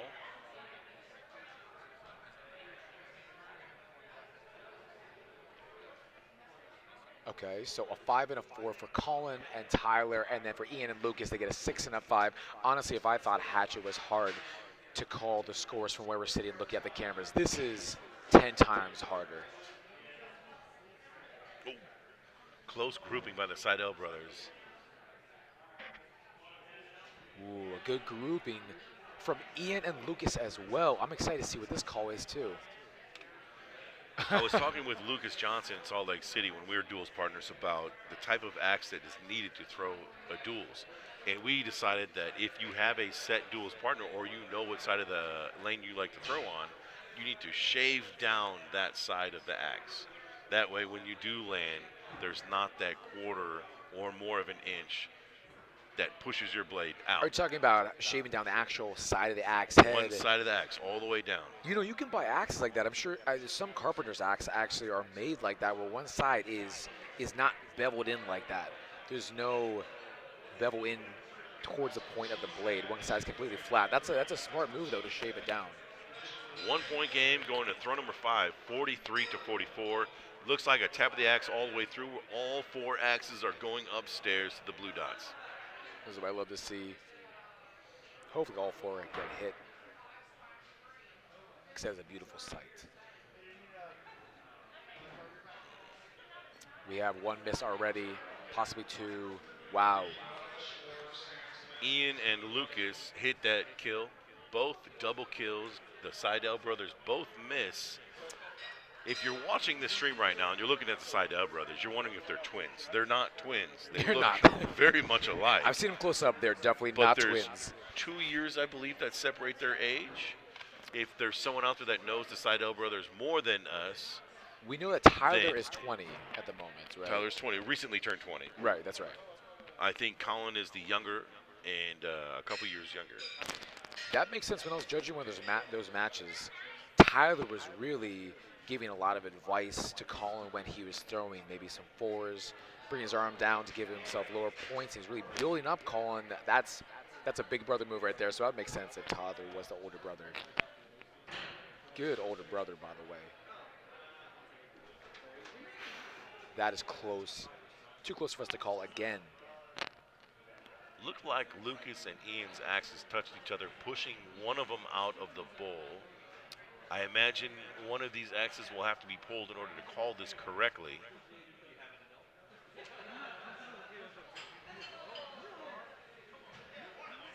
Wow, still taking a look at that axe. Ian touched his axe. He barely touched his axe and conceded that score, so they're going to take that 5-4 and a 6-4 for Colin and Tyler. Have we had any Robin Hoods today? I haven't been on the live stream the whole time. I don't think I've seen any, at least from my perspective while I was judging. I have not seen any Robin Hoods. In my book, there's two separate Robin Hoods. One's where they land in the shaft of the axe, and one where they land in the eye of the axe. I have not seen either of those. Does the Robin Hood where the blade goes into the eye of the teammate's axe, does that not count as double points? If it goes in the eyes, have to go into the handle to count as an official double? From what I understand by the rule as it currently stands is if it's a Robin Hood of any sort, it is ruled as whatever that axe is in the wood. Wow. Okay, so both would count. Now, I know it's not the most important thing in Duels, but it's an exciting thing to see. I haven't seen one watching Duels before. We have the Seidel brothers' mama on our comments right now. Welcome and thank you for watching our stream. Tyler turned 20 on February 7th, a recent birthday. Colin, 18, January 5th. And you're right, 2 years younger. Colin is the younger brother. Again, the youngest competitors in this tournament, but they really hold their own. I don't think Colin competed in Hatchet, did he? It was just Tyler, I believe. I don't remember seeing Colin Seidel yesterday. I don't remember seeing Colin as well. I know we all know that Tyler made some noise yesterday tournament. Colin, I do remember seeing a comment in our comment section that Colin is an up-and-coming thrower that you could better beware of. Wow. And Tyler is as good as he is. Those brothers are a force to be reckoned with. Now, everybody's called their kill shots on this last throw. That is so close. A double hit for their kill shots for Tyler and Colin, and a miss for Ian and Lucas. Push him into round 3. A rubber match. Speaking of the Seidel brothers, their net age is 38. The net age of Cheese and Uncle Willie. Oh my gosh. We're not even going to put that out there. I don't think they would like us to. I don't feel comfortable. They can definitely take me in a fight. I don't think I want to put myself in that situation. That's the match we want to see on the live stream. It's a generation match right there. Absolutely. I would love to see Colin and Tyler. New school versus old school. If that's the way the end of this tournament ends up, that would be a beautiful finish to the Duels tournament. I would really love to see that. I think that would be a great game. Because Colin and Tyler are not going out with a fight. Pushing everything into round 3 right now with Ian and Lucas. So rubber match about to begin. This is round 3 of the best 2 out of 3. First throw coming up right now. Looks like the Seidel brothers throw 5-5. Ian and Lucas throw a 5-4. That's what it looks like to me from our angle. Looks like it might have tilted just into the 5. 6-4, 5-5. So no harm done on either of these throws. Tie ball game going to the throw number 2.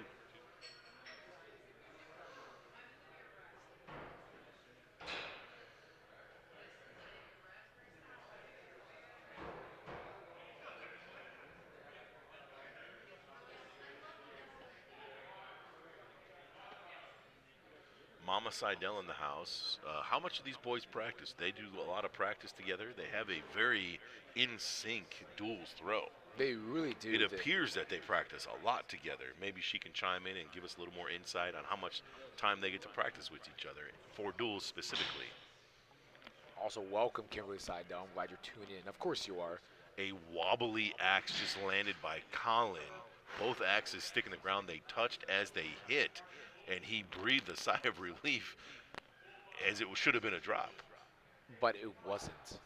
Wow, and a 5-6 for Colin and Tyler, and a double bullseye for Ian and Lucas. Everybody drink right now. We got double bullseyes. I don't know what we're going to do if we have quadruple bullseyes. That sounds dangerous. Kimberly Seidel, you should be proud of your kids. Like, they are throwing insanely well, and you should be proud that they're so young and doing this well in a huge Tier 3 tournament like this. I'm really happy they're here, and they're super nice kids, too. Looked like a little bit of frustration on the Seidel brothers on that last throw. Even though they got an 11, a 5, and a 6, they looked like they were trying to go double bull, which is what Ian and Lucas just got. Darn. I'm not rooting for anyone specific, though.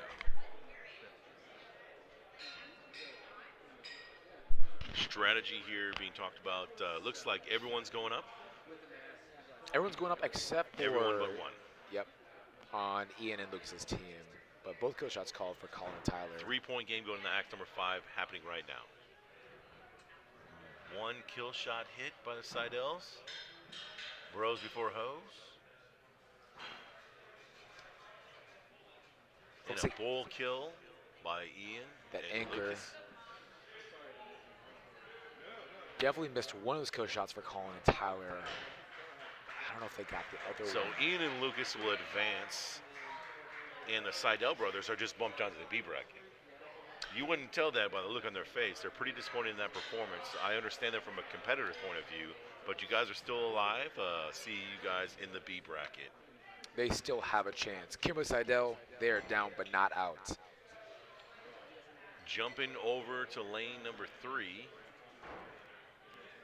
The other half of the B bracket being played right now between That's What She Said and whatever Lazy Axe team name is. I'm sorry, Mark and Gary, we keep forgetting your team name. We just recognize your jerseys because they're so recognizable, and we forget your team name. Mark, you guys, don't worry. We're forgetting every single Duels team name. It's definitely not personal. I'm forgetting my own boys in Texas, their company name. It's never I said them like 15 or 16 times in the past hour. You got like a couple of those right in the past hour, though. I did.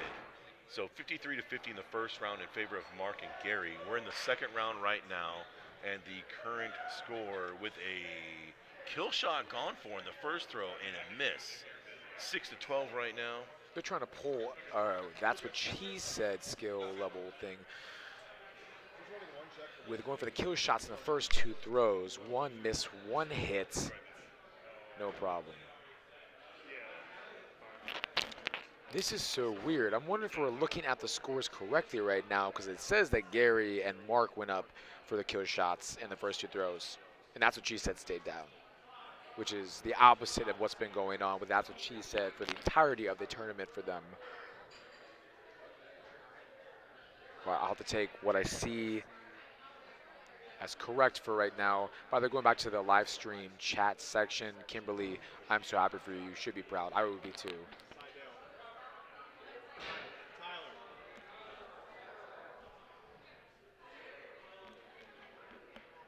They are team ditching for the win. So that is the full name, Bert. Oh, man. I'm going to be honest, Bert, I really appreciate you helping us out with that, but in about 5 minutes, we're forget that as well. I'm sorry, it's not personal to you or them. These names are like at least 10 letters long. Not 10 letters, I'm sorry, correction. 10 words long, they're full sentences, we have to remember. And sometimes, every now and then, I have trouble putting together even just one sentence, at least in the English language. All right, going back to the game with Gary and Mark and Uncle Willie and Cheese. Looks like That's What She Says, taking that second match 55 to 53. Very interesting match. That's What She Said stayed down all their kill shots. Very, very interesting. That's the opposite strategy they had. No kill shots were called. At least that's what I'm seeing on the scoreboard right now that I'm looking at on the screen.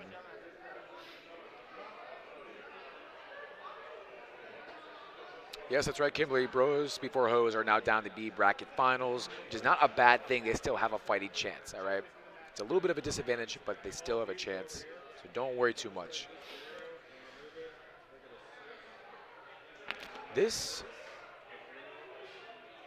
That game I just witnessed was so bizarre between That's What She Said and Gary and Mark. Gary and Mark, what it looks like, they went up, at least what it said right here, they both went up, Gary and Mark, in the first 2 throws, and That's What She Said stayed down.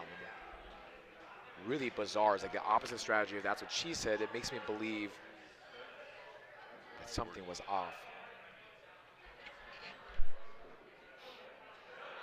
So we're changing scores right now. Around. Can you hear me? Wait, we're gonna do an audio test real quick, Rob. Can you hear me right now? Can you guys hear me right now? Testing, testing. There we go. I can hear me now. All right. I can hear you as My well. mic is off mute. Someone keeps trying to mute me. I think it's me. You're trying to mute yourself. Is that a subconscious thing? So the scores were adjusted. Now the final is 55 to 53. Gary and Mark win. We're going to jump back to the bracket. We don't have any matches being played right now because we are within the last few games, last 2 games maybe, of the entire tournament. This is insane. We have 32 teams, 32 duels teams today, the last day Sunday of the Capital City Classic Tier 3 tournament. This day has breezed by faster than any other day, but we did have far less competitors, at least slightly less than we've had in the past couple days. Definitely less than Hatcher yesterday. 93 people throwing yesterday. A long and exciting day. So where we're at right now with the bracket with Lucas and Ian as the A bracket representatives, guaranteed took place. We have going down to the B bracket. We're in the B bracket finals where Bros Before Hoes, which is the Seidel brothers, and we have Ditching for the Win, I think is what we decided. It is. I think Bird in the comment section said it was Ditching for the Win. That is the full Ditching for the name Win title. is the Lazy X jerseys, my favorite jerseys I mentioned yesterday. The color scheme is one of my favorites. Is Mark Marisol, the defending Big X champion, and Gary Dater. And what? Gary Dater. Dater. I think it's Dater, yeah. I think you're right. I'm sorry. I couldn't hear you there. Gary Dater. They're putting up some new boards in the background. I had trouble hearing Rob there for a second. It's quite noisy with those drills. So we have boards being changed. We have, I see one Seidel brother over there in the lane. Let's take a look at lane number 1 right now. This is where our fans are sitting. Yeah, they 2 put of some them. chairs up there. The 2 fans. Wow. We're in a break right now. Everyone's in the bathroom and making their way to the restaurant and bar, ordering another drink and some coffees and pizzas. I highly recommend the pizzas here. They're very, very good. The flatbreads are solid. Let's go to the sponsors real quick. Once again, Camel City Axe Club, our title sponsor, Polsinelli Law Firm. Thank you again for the generous donations for this axe throwing tournament. You are improving our industry and our community. Hats off to you guys. Elm City Boards, you guys have set the standard for all the boards across the country. Maybe if someone is watching from Elm City Boards, if you guys chime in and see, do we have any international boards being shipped anywhere? That would be actually interesting to know, and to which countries they might be shipping to. I know when we were talking about the Quaddle Global Throwdown and everything yesterday, we played a team from Australia. It was pretty awesome. Really? We In did Quaddle? not play live, though, like we had the rest of the country because of the time difference in Australia versus what we had. But those Australians made great videos. They recorded videos. They introduced themselves. They said how long they've been throwing and how they got into it and what they like and what they don't like in hobbies.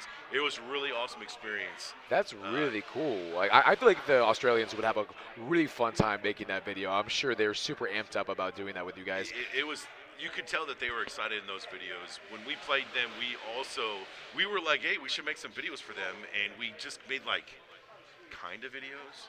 And then we saw their videos to us and we're like, holy shit, they blew us out of the water. They really showed you guys up. They upstaged you guys in They their really videos. did. Their hospitality and just the videos were great. Where everyone else that we played, we were playing live. So it was recording to them. And hats off to the Australians out there that we got involved with. And I don't really know if there's any Australians that have been traveling to any of these tournaments. I know Al is our Hawaiian thrower. He came in to this tournament, a 16-hour flight to get here.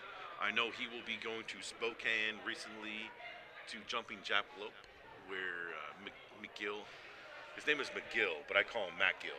Mackill. Is there a story behind that, or is this like a choice you made somewhere down the line? Shocker, I'm mispronouncing someone's name.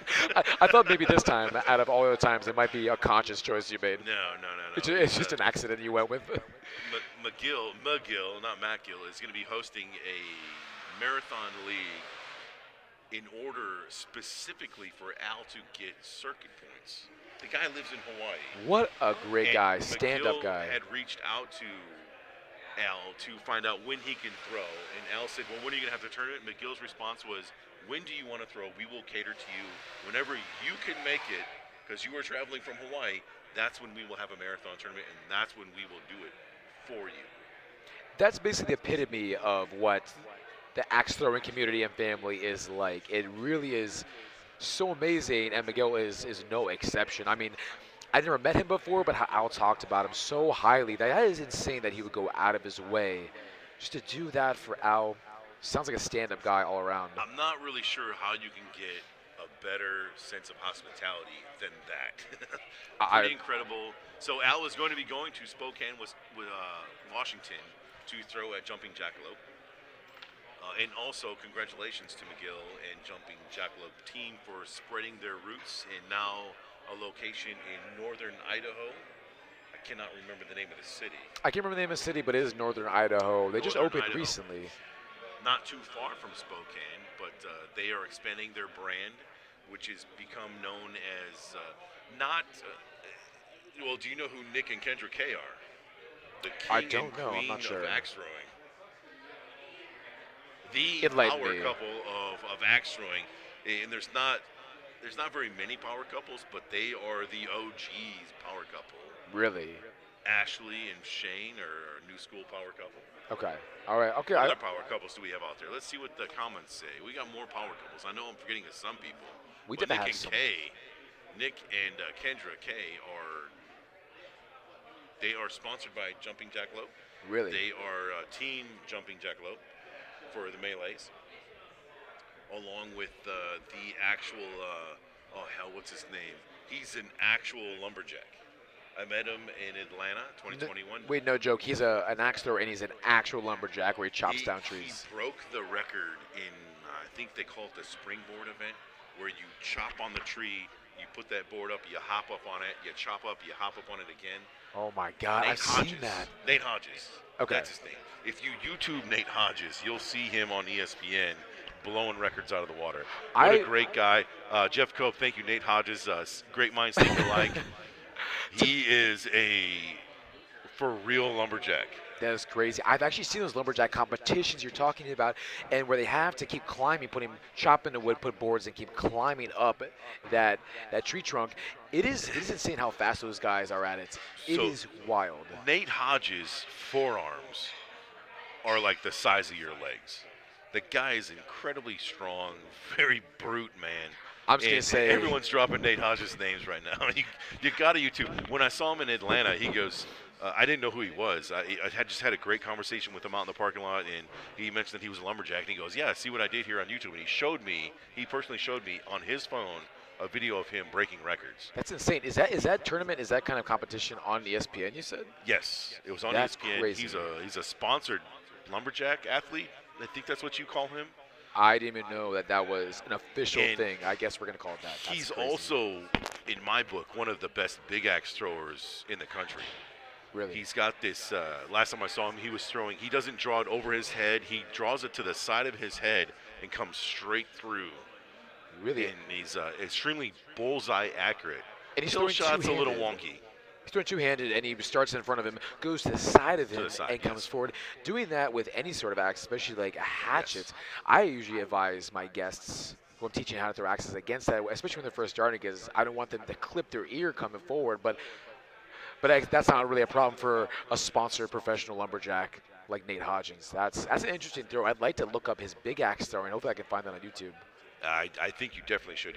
There's not many people. I know Saikon for a little while went to the side of his head when he was throwing, and it's not the same though. Nate's is more of like on a level plane going straight at the bullseye. Saikon's more over the head to the side. That's right, yeah. But we got a little bit of tidbits here. Yosemite Axe in California. Nate owns it. Oh, wow. I was not aware of that. Thank you, Dan.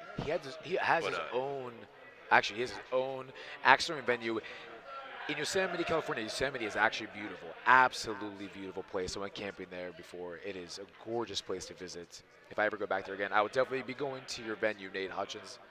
So what we have going on right now is a B bracket final match between Gary and Mark Marisol and Colin and Tyler Seidel. This is round number 1. We're going into axe number 5. Jumping into action late. It is a 2-point spread, 44-46 going into axe number 5. All 4 kill shots are called right now. The Seidel brothers have a 2-point lead at the moment. We'll see what happens here. Double kills. Oh, And 1 kill. Looks like the Seidels might have squeaked this one out. they missed 1. The Seidels missed 1, got 1. Wow. Wow, they each missed a kill and got a kill. The Seidels taking that first game by 2 points, 54-52. Moving into game number 2. Bros before hoes take round number 1. Going into round number 2. This is looks like they're lining up for no practice. Really? Look at them. Look at them. Look at them. Just patting each other too, like they're celebrating. This is the first match. Nope, that was a practice throw. It's a practice throw, right? I'm just excited for people that don't throw practices. I am not team practice throws. In Let's case, jump right in. I haven't seen it yet in the entire tournament in Hatchet or Duels. Everyone takes a practice. in case anyone was wondering, Rob Leverin absolutely hates practice throws. He does not get any practice throws if he ever does anything Waddle affiliated again.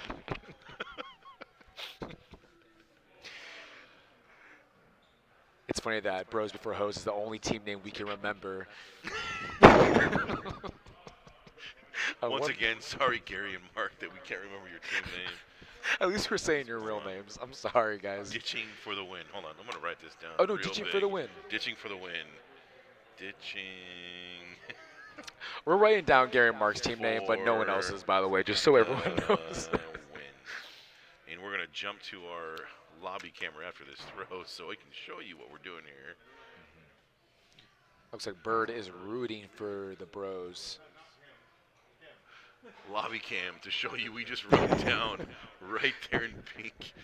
Ditching for the win. Sorry about that, guys, once again. This is what 2 fully grown adults have to do. Just remember maybe 1 3-lettered sentence or 3-worded sentence.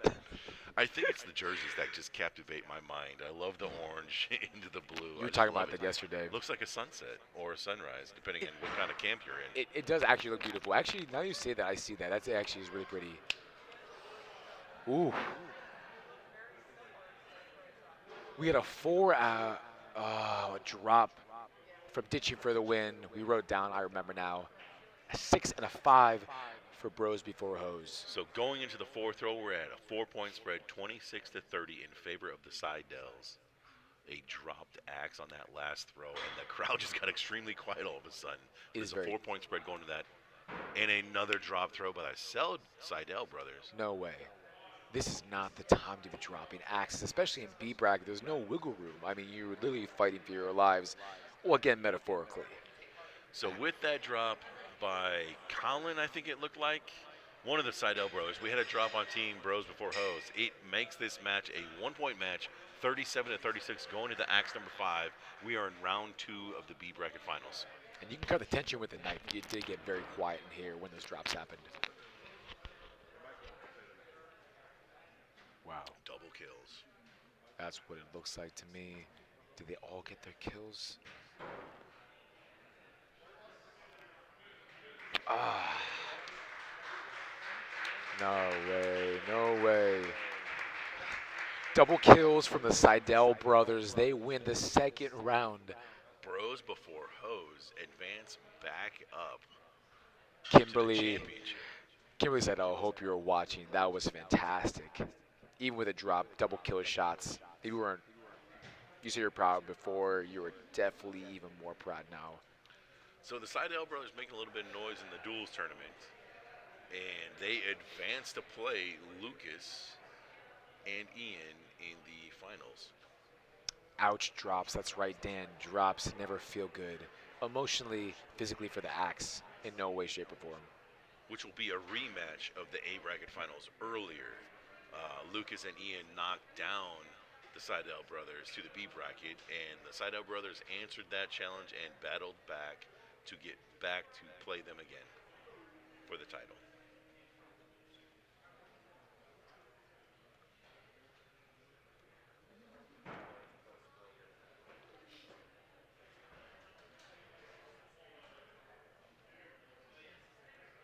I can hear Lucas counting in that systematic Blue Angels pilot-esque countdown.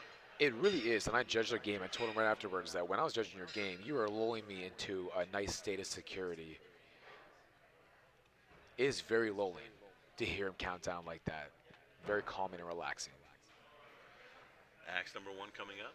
This is the championship of the Duels segment of this Tier 3 tournament. We have Team Yellow over here, Ian and Lucas, as the A bracket representatives, and the Seidel brothers in the black and green as the B bracket representatives, which means the Seidel brothers will have to beat this monster all-star of a team twice in order to win this championship. Pair of bullseyes on the first throw from the Seidel brothers, Ian and Lucas, 6 and a 5.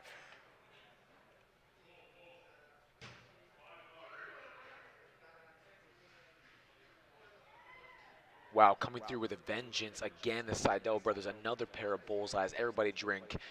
Ian and Lucas with a pair of 5s. Maybe don't drink for that. unless you really want to drink. It's up to you guys.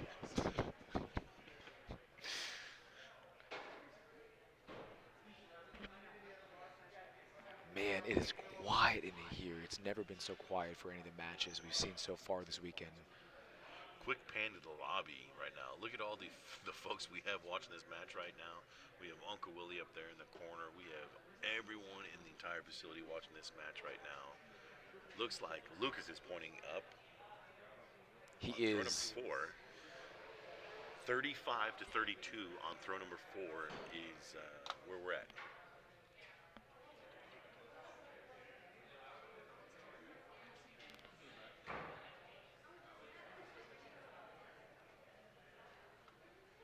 It's pretty crazy. We're already coming to the tail end of our Capital City Classic tournament at X's and O's.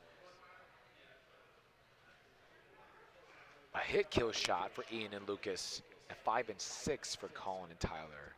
1 point spread going to throw number 5. Quickly right now, the comment section. Bird, Mama Seidel. Who do we think is going to take this championship right now? A tall task in order for the Seidel brothers. They have to beat these guys twice in order to win. 2 kill shots called from Colin and Tyler, 1 called from Ian and Lucas. 46 to 45 going to axe number 5. 2 kill shots called by by Colin and Tyler.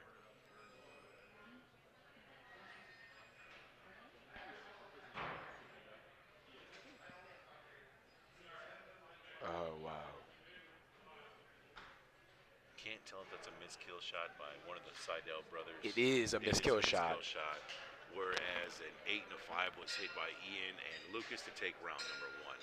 Going to round number 2, a very important match for the Seidel brothers. If they lose this, it's done, and Ian and Lucas will win the championship. I'm kind of rooting for the Seidel brothers. I'm absolutely 100% rooting for the Seidel brothers. No offense to Ian and Lucas. It's just, I mean, they're underdogs. They're so new to the sport, but already so good competing in a high-level tournament like this. Like, I can't help but root for them. That practice throw, Colin smacked his brother Tyler because he hit his kill shot and he missed it on the throw before. It always seems to happen one throw too late. It's fun watching brothers throw together. Here we go on throw number 1 of round 2 of the championship of the championship.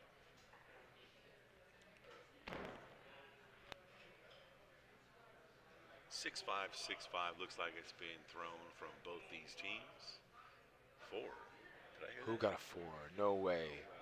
I didn't think so. I could have sworn I heard the judge say 4 out loud. I thought I heard a 4 too. That scared me. Once again, we're a good 40 feet away from lane 2 where these guys are throwing, and our backs are to the lane, so we are actually watching what you guys are watching at home, and we cannot see the boards. So calling these scores is very difficult in a duels format. So throw number 2 after a tied first throw. Double bulls on both sides? No way. No, bull for Colin Tyler and a bullseye and a 5 for Ian and Lucas. Wow.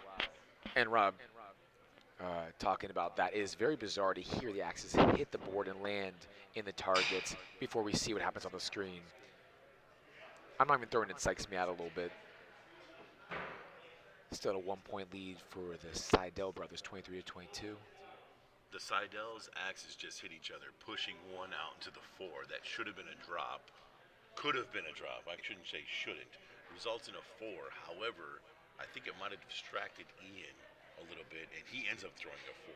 So no harm done on that throw. No, they match each other. A 4 and a bullseye for both the Seidel brothers and Ian Lucas. Chris, we would love to have the scores up there for you, but we're having a little technical difficulties with the app and the software that we're using right now. It's above my head, so I'm not going to answer any more questions on that because I don't know what the problem is. All I know is we're trying to give you the best updates on the score right now as we see him called. A kill shot called by Ian and Lucas, just one. It was missed, but a bullseye was hit by them. A 5 and a 4 the Seidel brothers. Wow, putting the Seidel brothers at a 4-point lead. They're going in, wow, to throw number 5. If the Seidel brothers lose this, like Rob said, they're out. They're done for the tournament and do not get to advance. But if they do, they get to go into a round 3 against Ian Lucas to keep fighting their way through B bracket. The right call made by both these teams right here, 1 up, 1 down. The anchor you're talking about. Important kill shot thrown by both teams right now. It will determine who wins this match.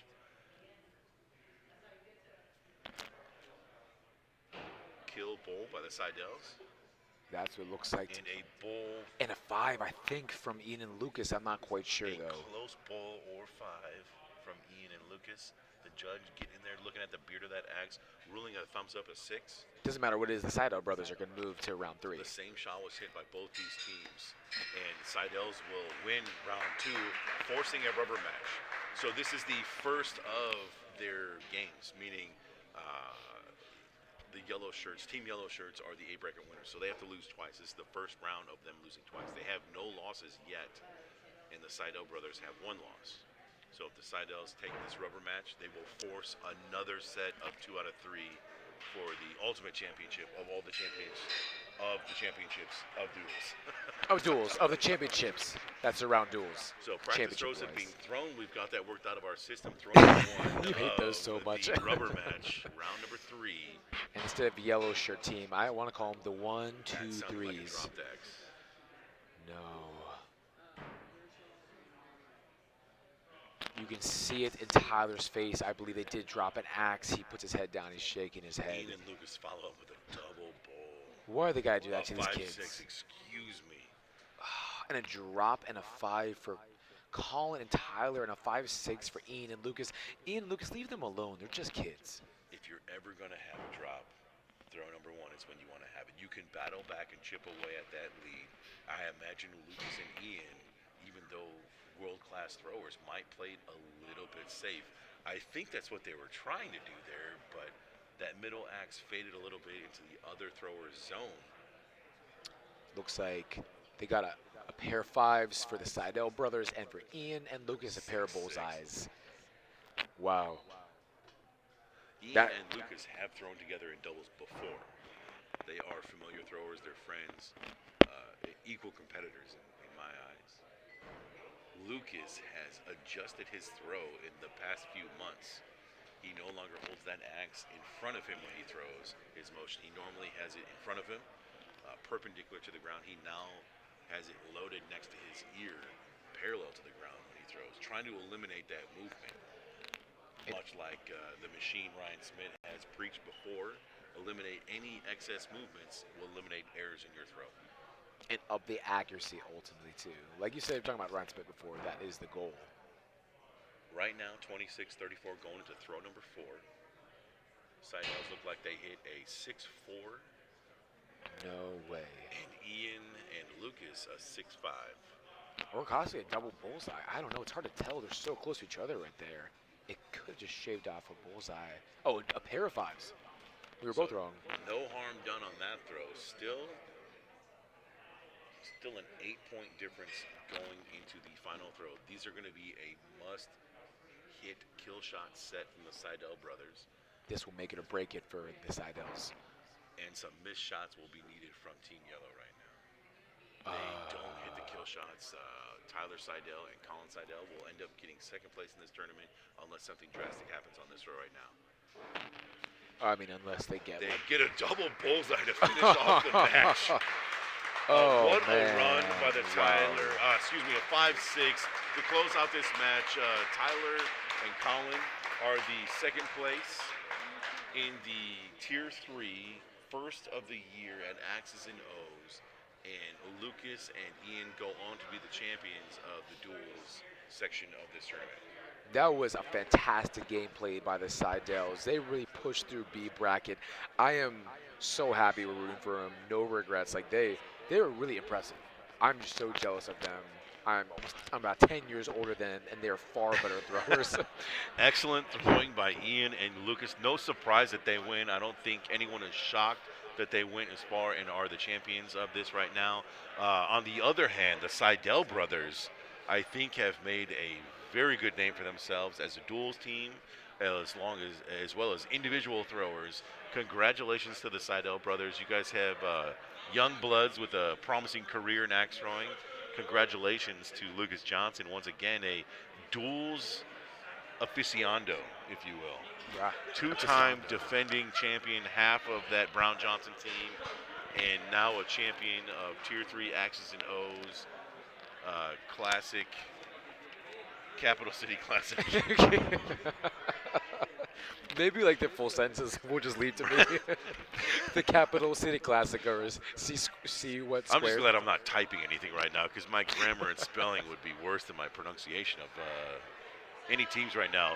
A big moment in the weekend was John Depke proposing to Kim. That was a huge moment. In a surprise, Kim's reaction was ecstatic, and we all did a standing ovation, and congratulations to those guys. That was a beautiful moment. It really was. We have a trophy being presented by Jessica Renner right now to the Duels champions. Wow. Congratulations, Ian and Lucas Johnson. That was... that was Rob yelling at Lucas and Ian, descendants. I muted my mic so I could say that. Oh. I didn't want to yell into the mic. Thank God you didn't I can't destroy. believe no one else has said that yet. Yeah, well, thank God you did. I'm glad you didn't destroy anyone's eardrums. Congratulations again to Ian and Lucas for winning the Duels Championships of the Capital City Classic here at X's and O's in Sterling, Virginia. This is wrapping up our Tier 3 tournament. One of the biggest things that's happened to X's and O's so far. We are holding this here, and X's and O's hasn't even been open for quite 2 years yet. Colby Fastfingers Deans, Ian, and Lucas going for the triple shot. I heard an axe hit the ground. Oh, wow, they almost had the triple drop. shot. I wonder who dropped that. I wonder, and I promise that's not sarcasm whatsoever. Sam Carter walking in the lane right now. There we go. Congratulating 2019 World Champion Sam Carter. Sam Carter went out for a high five, and I don't think anyone connected with that. that was a sad moment for Sam Carter. I don't know why they did him like that, but we're gonna move on. Man, congratulations to all the throwers in Big Axe Hatchet yesterday, and then today, all the duels teams who threw so well. This was an amazing weekend. It's crazy. It was so long, but also flew by at the same time. I've never seen something like this in one place. I mean, in my personal experience, and it was just so exciting and exhilarating to see these amazing throwers. So as a recap, Friday we had our Big Axe. Tyler Flynn was the champion. He played, who is second place? Why can I not remember right now? It feels like so long ago. Tishko? Was it Mark Tishko? I don't know. I wasn't here Friday. I'm not familiar. Right. Moving on. So we had Saturday, we had Mark Tishko beating Ian in the championship for Hatchet, and just now we had Ian once again and Lucas beating the Seidel brothers for the championship of the Duels match. Once again, thank you to our sponsors. We're gonna put them up here right now on the screen. Polsinelli, our title sponsor. Thank you for everything and the support that you've had for our community. Susie is their representative and good thrower and axe mom throughout the country and world. and the hospitality queen of this weekend. Elm For City sure. Boards, Camel City Axe Run Club, the Council of Ryans coming through with stats. Thank you, Waddle. Thank you, Axis and O's. Thank you. Yeah, I just say thank you to Axis and O's, my home venue I've been at for a year. Thank you, Tara, for pulling this off. You are a killer venue owner. I'm so impressed and proud of you. Like, this is awesome. And thank you to all the employees and volunteers. Many of those volunteers, if not all, were our current league members here at Axis and O's, and if it weren't for them, these past 3 days of this Tier 3 tournament, it would not have happened. We would not have been able to pull it off. I can't tell you how much they have helped, how efficient they were. Multiple compliments from other outsiders coming from all over to come through Axis here. This is an awesome moment. Brian, I'm going to give you a hug right now. Thank you Dude, so much. Dude, thank you, man. It was a great share of the booth. Really I think we're mattered. going to sign off right now. Guys, Rob, Brian, signing off. Thank you guys again for tuning in. Appreciate you guys. Have a great weekend.